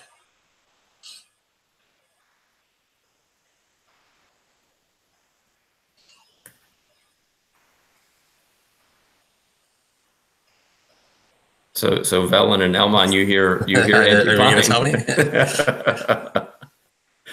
Yeah, I approach Auntie Pine and I say, "Oh, I thought we'd lost you entirely. When we awoke, you were just gone." And I talked with the wooden, and they gave themselves to bring you back. I don't understand how this worked, but it did. Where did you go? Yeah, I was in a place that wasn't a place, and there was no time there either. And I was wandering, and I could hear Auntie Granite's voice, and she was telling me that the forest is in trouble, that there's a pain at the heart of the forest that we need to destroy, and that she would help us if she could. But every time I tried to reach out to her, she wasn't there, and she was somewhere else, because the place that I was in wasn't a real place, and it wasn't obeying the laws of reality. And so she kept slipping away from me, but I could hear her voice. And so she's out there somewhere, and she can help us if we can do our part.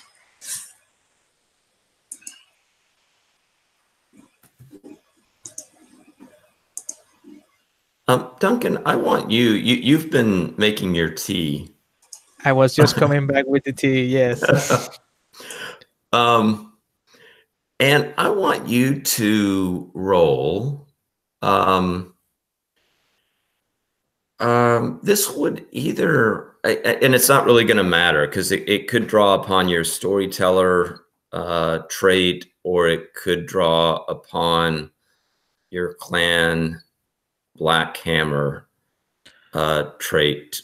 But this would be to kind of see whether you know, as you're making your tea, thinking about this attempt to bring back Auntie Pine and bring her out of this kind of negative force, whether any of this kind of matches up with some type of legend or bit of history that you have been told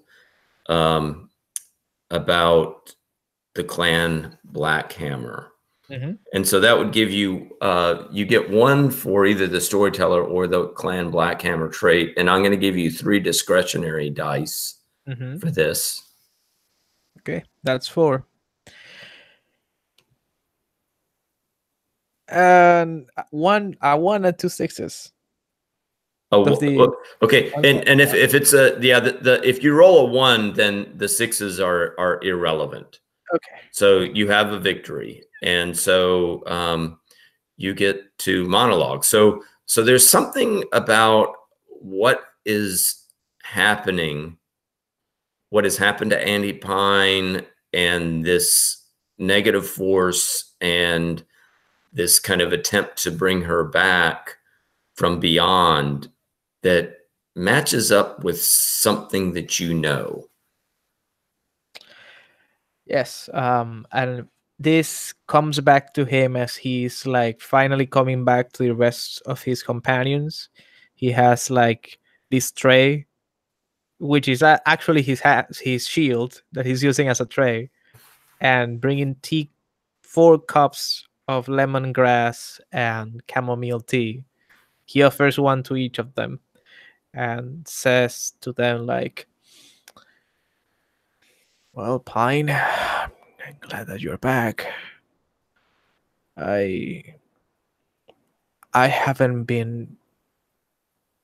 I didn't want to mention it, but up north, we have a saying, because sometimes the influence of man can harm nature a lot. My clan knows this too well, and sometimes when we have overstepped our bounds, when nature has chosen to fight us back, we used to wield these weapons that we made.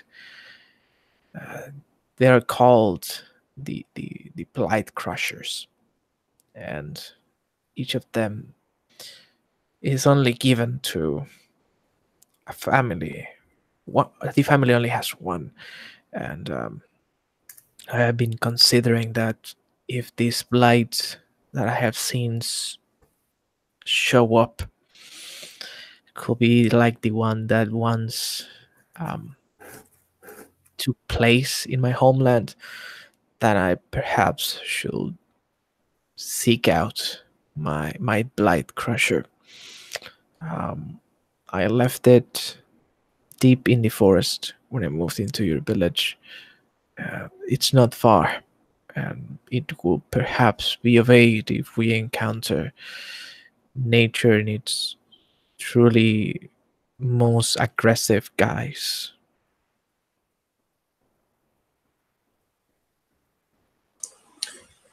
Yes, that sounds like what we're going to need.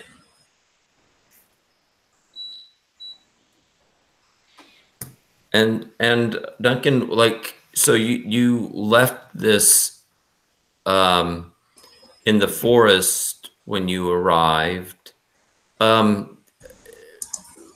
What can you tell us about this place where you left it, and like, how did you leave it? I mean, was it put in a container? Was it buried? Was it It's like when he moved down south, he didn't actually go to the village initially. He had made like his own camp close to a waterfall, and behind that waterfall, he, surprise, surprise, found a cave. And when he felt that he needed to leave the hammer behind, he like he made some carvings out of stone, like to place it. It's not so much an altar as it is like a nice platform where the hammer rests for him to come back and pick it up. It's very much like the Master Sword in The Legend of Zelda. Okay. Okay, so you have this blight. You said Blight Crusher is the name. Yes, the Blight Crusher hammer. Okay. And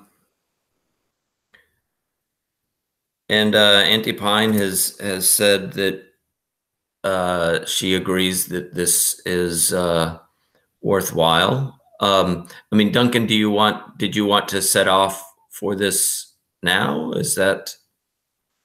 I think that after he explains what this means to him, he will say that he'll be back with Okay. this hammer. And then he goes back on his own to his old home to retrieve this weapon. Okay. So Duncan is going off to retrieve the weapon. Elmon and Velen, let's hear from you. What do you want to do?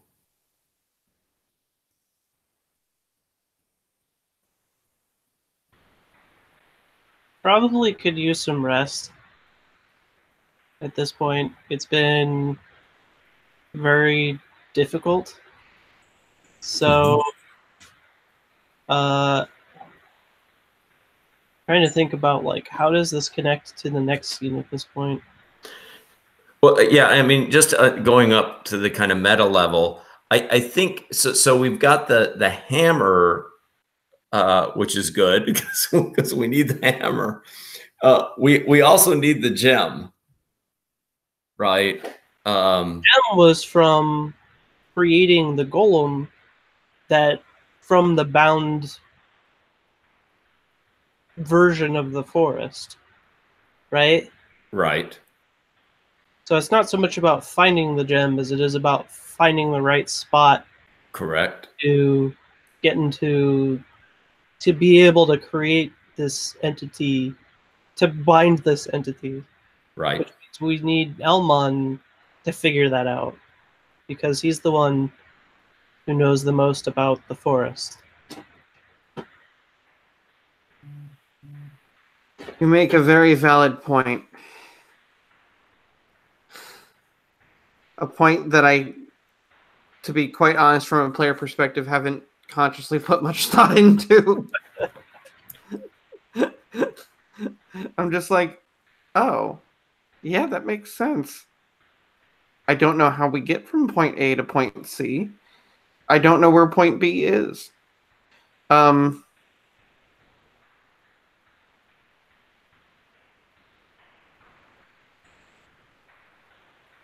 We know we need to bind the forest. Auntie Pine told us. Yeah.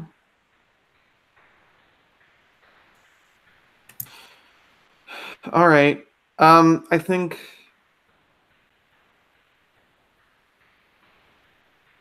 I'll just try and use my Protector of Wildlife trait for something to just see if I can get a read on any of this. Okay. So you're going to go with the Wildlife Protector because you know that there's a threat out there. You know that the forest and the village are under threat. And so you're going to kind of tap into that trait to try to kind of figure out if there's an indication of a solution or something that could be done. So you'll get 2 for that trait, and I will give you 2 discretionary dice. Okay.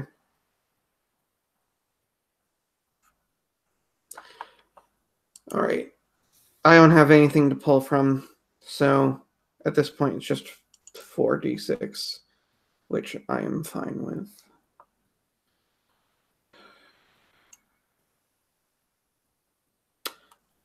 I actually rolled a 1 for once.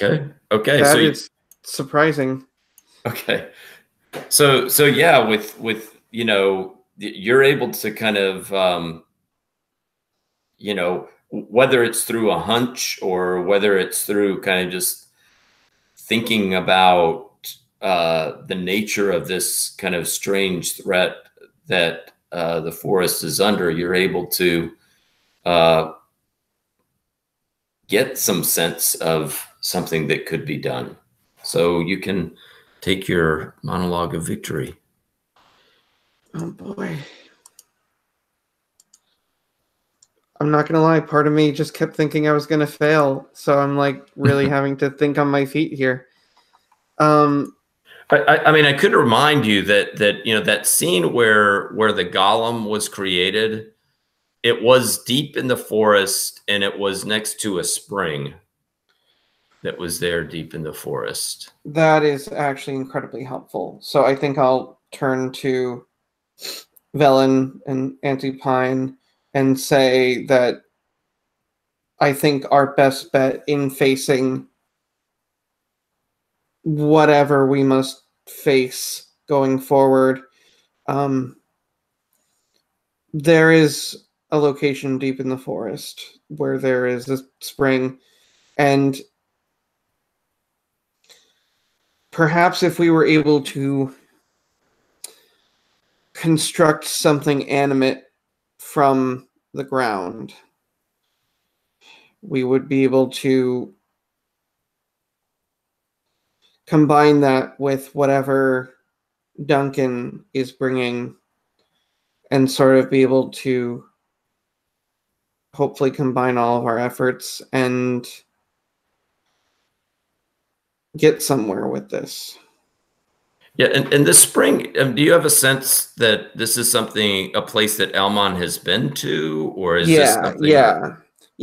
I think between like, I think it's both like he has a hunch and also with the nature of things, it actually, I don't think there are too many springs in the forest, but the one he's thinking of is far enough in that it actually would be pretty close to perhaps the location that we would need to then take this creation.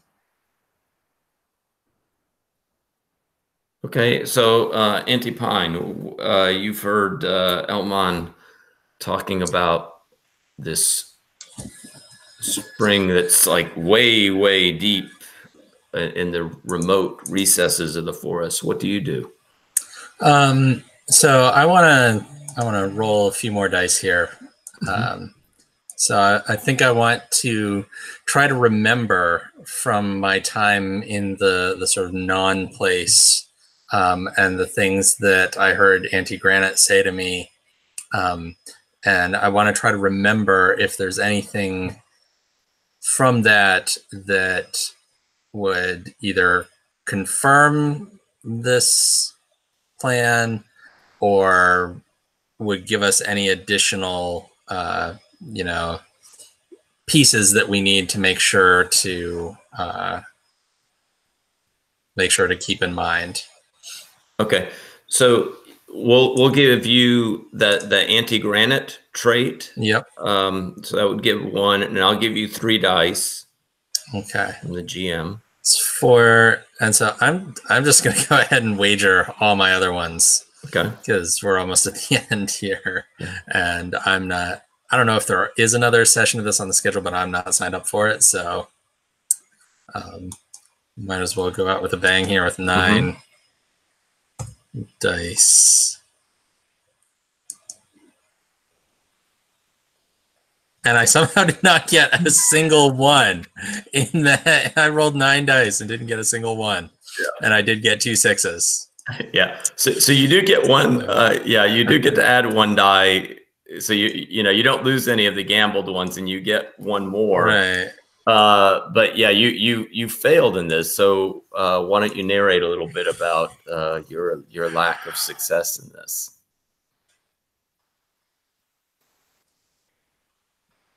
So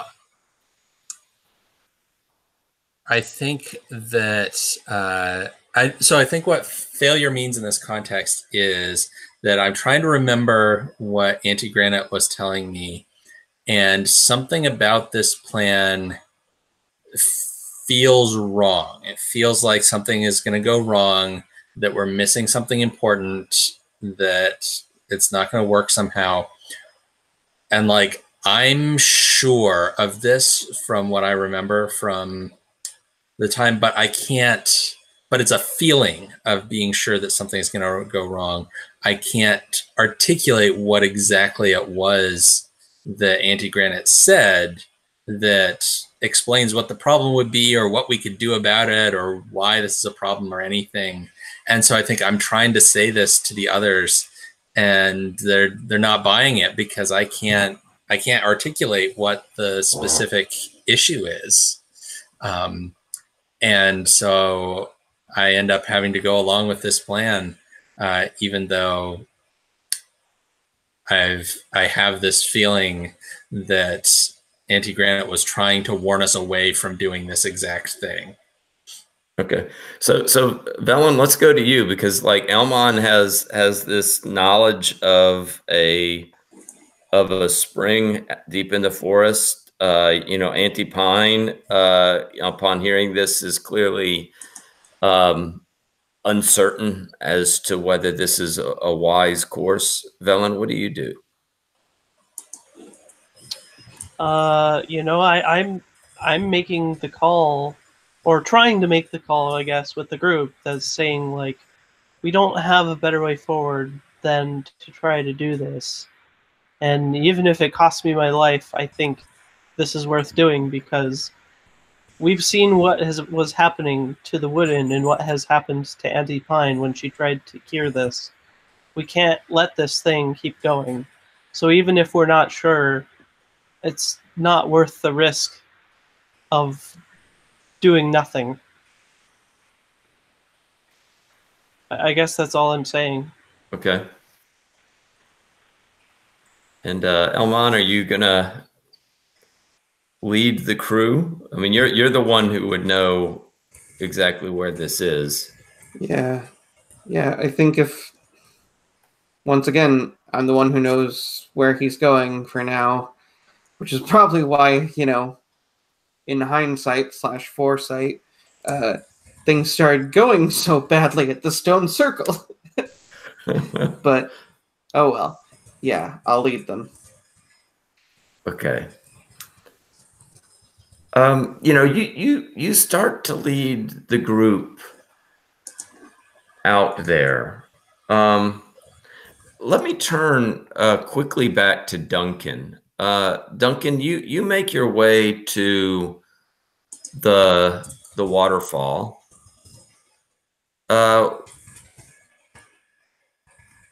Why don't you describe quickly what transpires there when you get to the waterfall? I think there is a clear moment of hesitation when he is passing through the cavern. He knows what he's gonna find, and he doesn't want to find it. He left this life behind when he abandoned the hammer, and he knows the hammer probably doesn't want him back either. So he reaches the end of this cavern as the sound of dripping water fills the silence, and he finds the stone structure that he made, and the hammer still there waiting for him. He takes his shield, he puts it aside, and when he goes to grab the hammer, it burns his hand. Like, the hammer is hot to the touch for him. Since he forsook the hammer doesn't want it. But he knows that it's needed. If there's any chance that one of the blighted can come, then the hammer must be there to stop them. He wraps his hands on his cloak and tries and grab the hammer again. Still burns, but not strongly enough that he is unable to hold it. And he leaves the shield behind and goes slowly but surely back to where he left his friends. Okay. Yeah, and I was gonna say that, you know, maybe we in terms of getting you back there, it might make sense that when you leave that cave, you don't understand exactly why they would have known, but you see two members of the Wooden who are there waiting for you. And it looks like they nod at you and they make a gesture to follow. He bows, thanks them, and continues following them. And, you know, the Wooden know, I mean, they obviously know the forest. They know people who are in the forest. They especially know you and your companions who they've had contact with. And so these two Wooden lead you along. They also know the quick ways that would be easier for a dwarf to follow, and takes you to your companions. And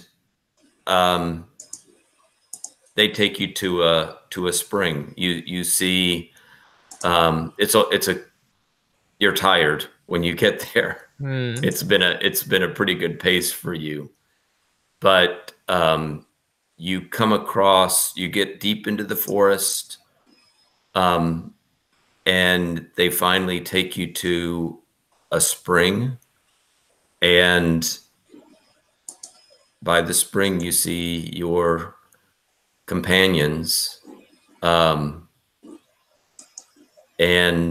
I would say, you know, the companions are clearly, well, I guess this, I mean, I guess it would be mostly either Velen or, well, it could be any one of you with your magic. So Auntie Pine, why don't you describe like what Duncan would see? I mean, you all have made it to the to this place before him, and maybe have been here for a while. So what would Duncan see when he comes across you next to this spring in the middle of the forest?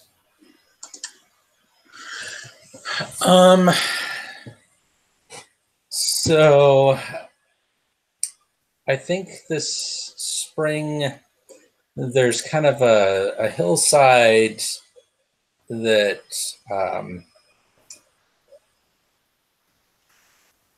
it's a hillside that's fairly steep, and so there's not a lot of soil on it. There's a lot of kind of exposed like layers of slate and other stone, and so the water is kind of cascading down it and making kind of like a lot of different sounds of the water kind of bubbling out and splashing and growing as it comes down this kind of rock face, and then it collects in kind of a pool at the bottom before there's sort of a small stream that carries it away. And so around the edges of the pool, there's kind of a flatter area with a little bit of grass and a few flowers growing.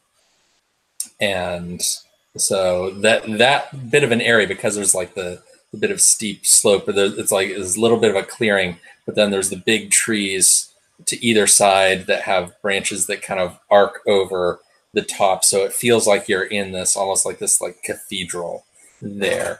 And so as we get there, all of us that have any sort of magical abilities can kind of feel the magic in this place. Okay, and then with when this magic gets started, Velen, let's go to you. So I'm kind of curious. I guess we need to get a sense of how you kind of pulled together this golem, and you know, how you got that knowledge to kind of crystallize this.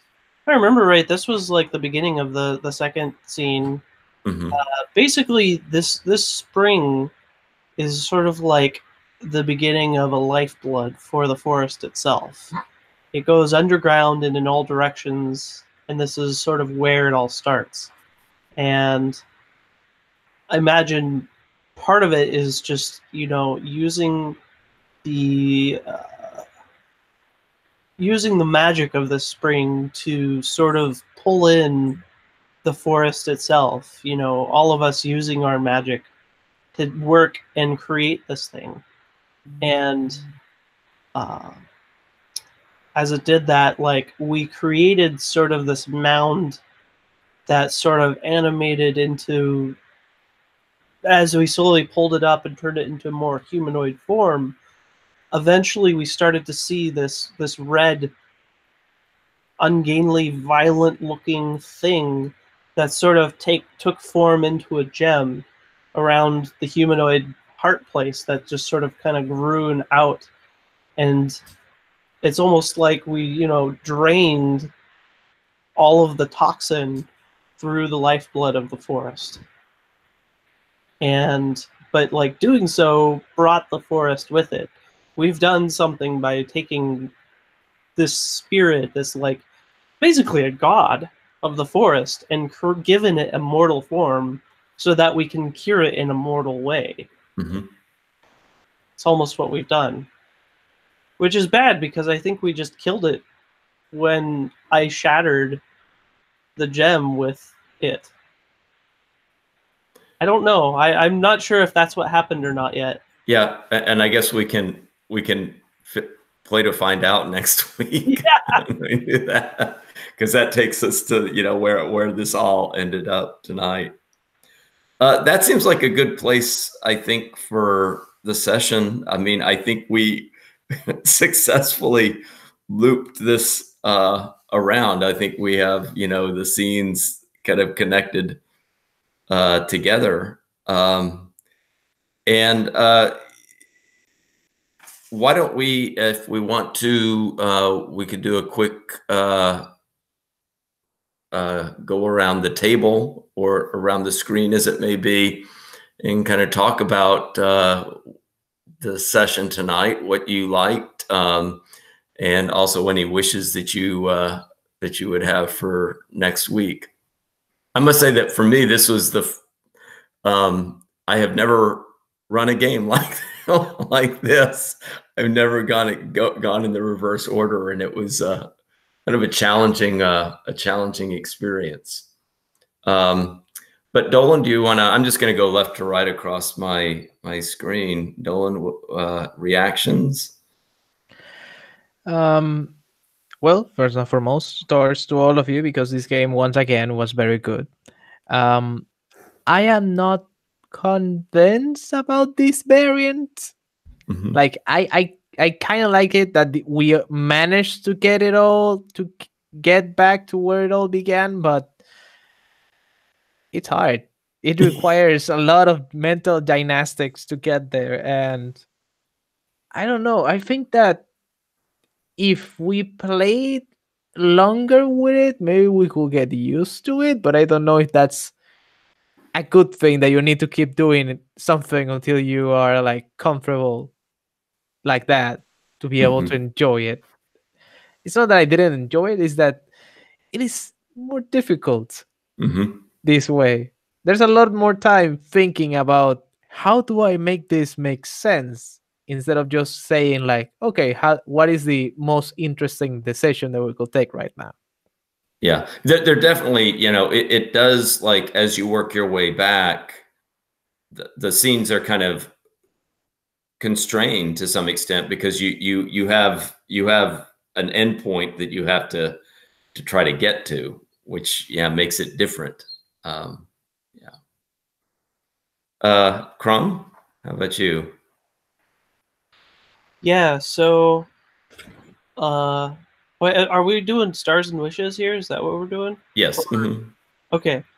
So yeah, stars again to everybody. I felt like everyone really leaned into the consequences of the session because we had a lot of big consequences and we really rolled with them. I thought that was really cool because I mean, I wasn't expecting, like, I was super into, like, failing right at this pivotal moment at the end, right at the beginning. And I was like, okay, let's make it dramatic because I'm going to be fine for every scene after that. And then, like, for everything else to sort of, like, happen the same way for everyone else, it was cool.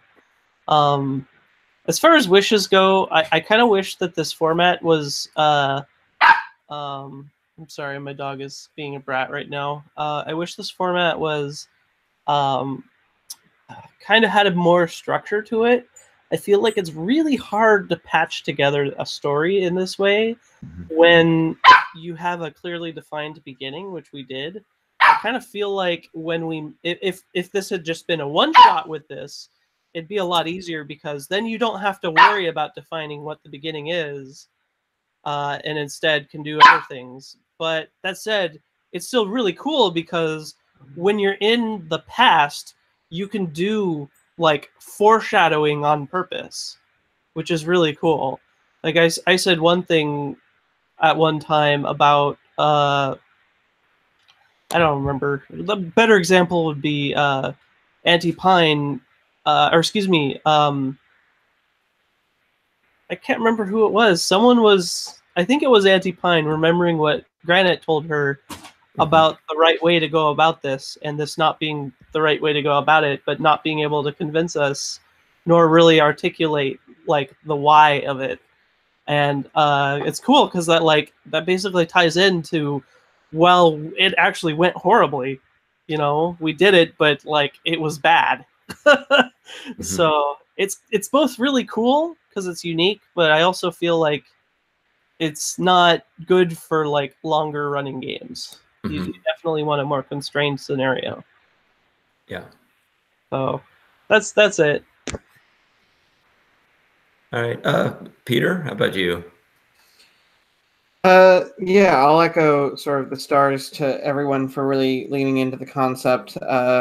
Things could have started out even a little bit positively, but I feel like after the first time things started going bad and then we just kept rolling poorly, it almost seemed to like lift a weight off our shoulders, and people just kind of went, oh, well, clearly the consequences can't get worse this time because we've already set it up so we're in dire straits. So now we just have to figure out how we got there.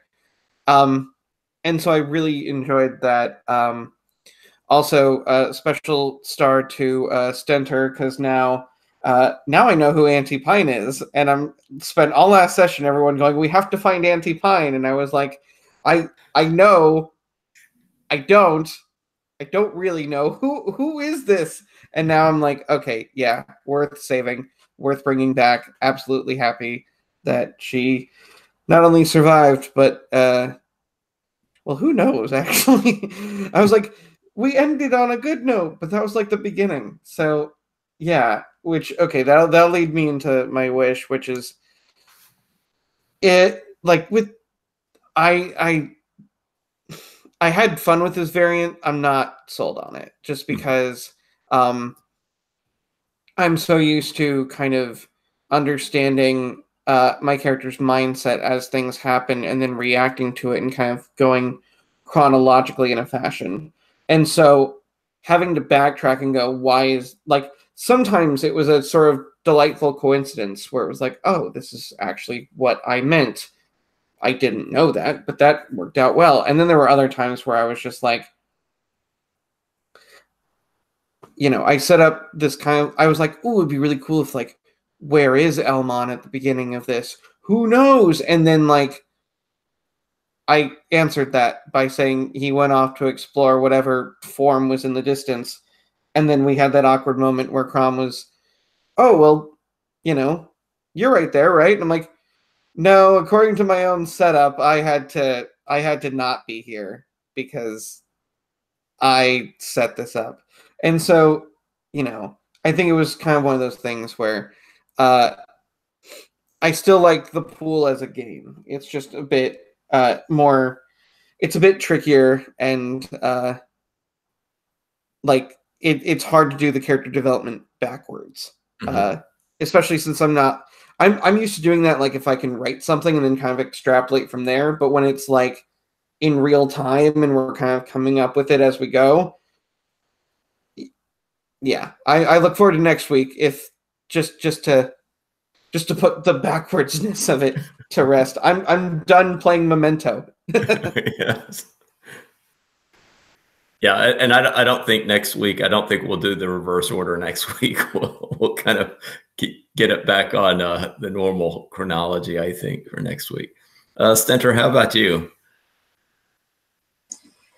Yeah, kind of echoing what some other people said. So I think that the backwards thing, I think is really cool. And I would love to play a game that was designed from the core of it to be played that way. I think that could be a really cool way to do it, where your question is not where are we going, but it's how did we get here, and you're working your way backwards like that. Like, I think that would be a really cool way to build a game. But I think just taking the pool that was designed to be played forwards and saying, okay, now we're going to play it backwards without changing any of the other mechanics. Like, you know, we've got forward facing mechanics that we're trying to use to go backward. And so it was, you know, we struggled at first to figure out how to work that. Like, where are we starting from, and how are we getting to what we know we have to get to, when what we try to do to get there is uncertain. And we got some interesting things out of it, like when Auntie Pine tried to take the gem and failed at it, and it had to be like, okay, so how does that still get us to the point where we know we're going to get that the gem is going to get onto the thing? So we ended up, and so by the end, like, I think if we were to play another, you know, hour or two of this, we'd be much more in the swing of it, and it would flow a lot better. But it took some time for us as players to figure out how to do this, because the mechanics weren't built for this. It was just you know, the designer was just like, hey, it'd be cool if we played backwards. Yeah. So I would be really interested to play a, I guess that'd be called the loop, if you made the pool backwards. Like, game that was explicitly designed to be played backwards, that could use some of the same ideas, but you know. Yeah. Yeah, I think we all got in the swing of it by the end. Yeah. And I think we were doing some really cool things of how we were like, okay, we know this X, Y, and Z are coming up.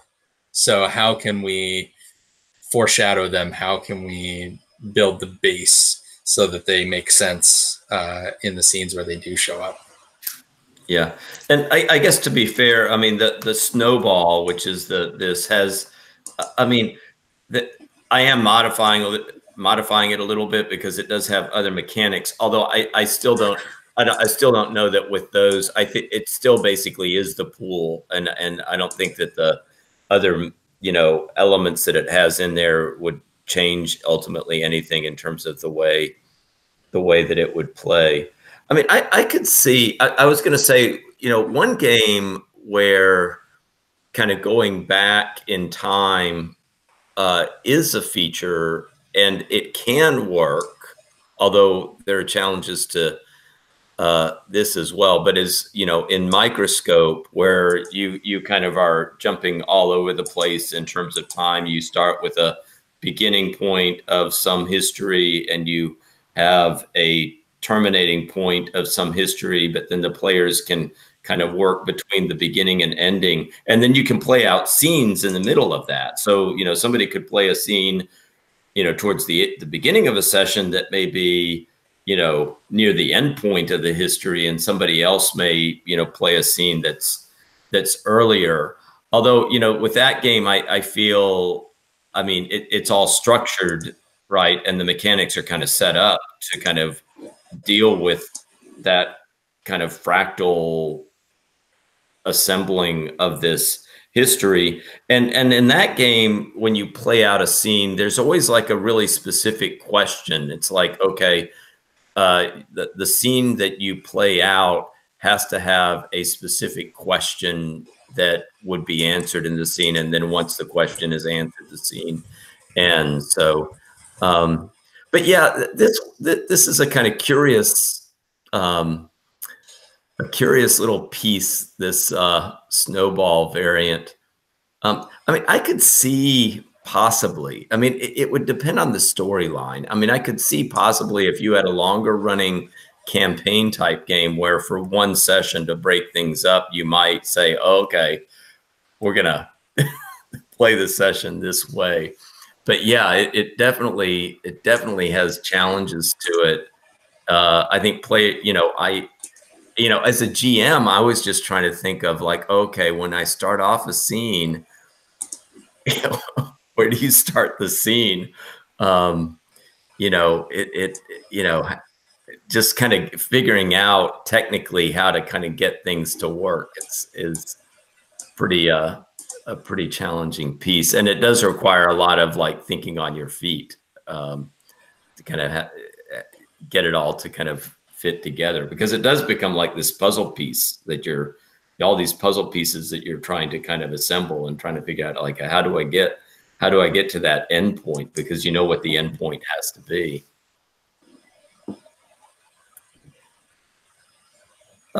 So for next week, as I say, I don't think we won't do the Snowball next week. We'll be back somewhere else. Stentor, you're not going to be with us, so you know, we'll probably have Auntie Pine off searching for the new keeper of the hearth, I think, next week. But you know, I appreciate you joining in with us. I've really enjoyed your contributions that you've made the weeks that you've been here. So thank you for joining us. Yeah, thank you for running it. It was great playing with all of you. And I hope to see all of you again in a Gauntlet game sometime soon. Okay. And then Dolan and Crom and Peter, I will see you next week. Sounds good. Thanks, y'all. Have a good evening. Cheers.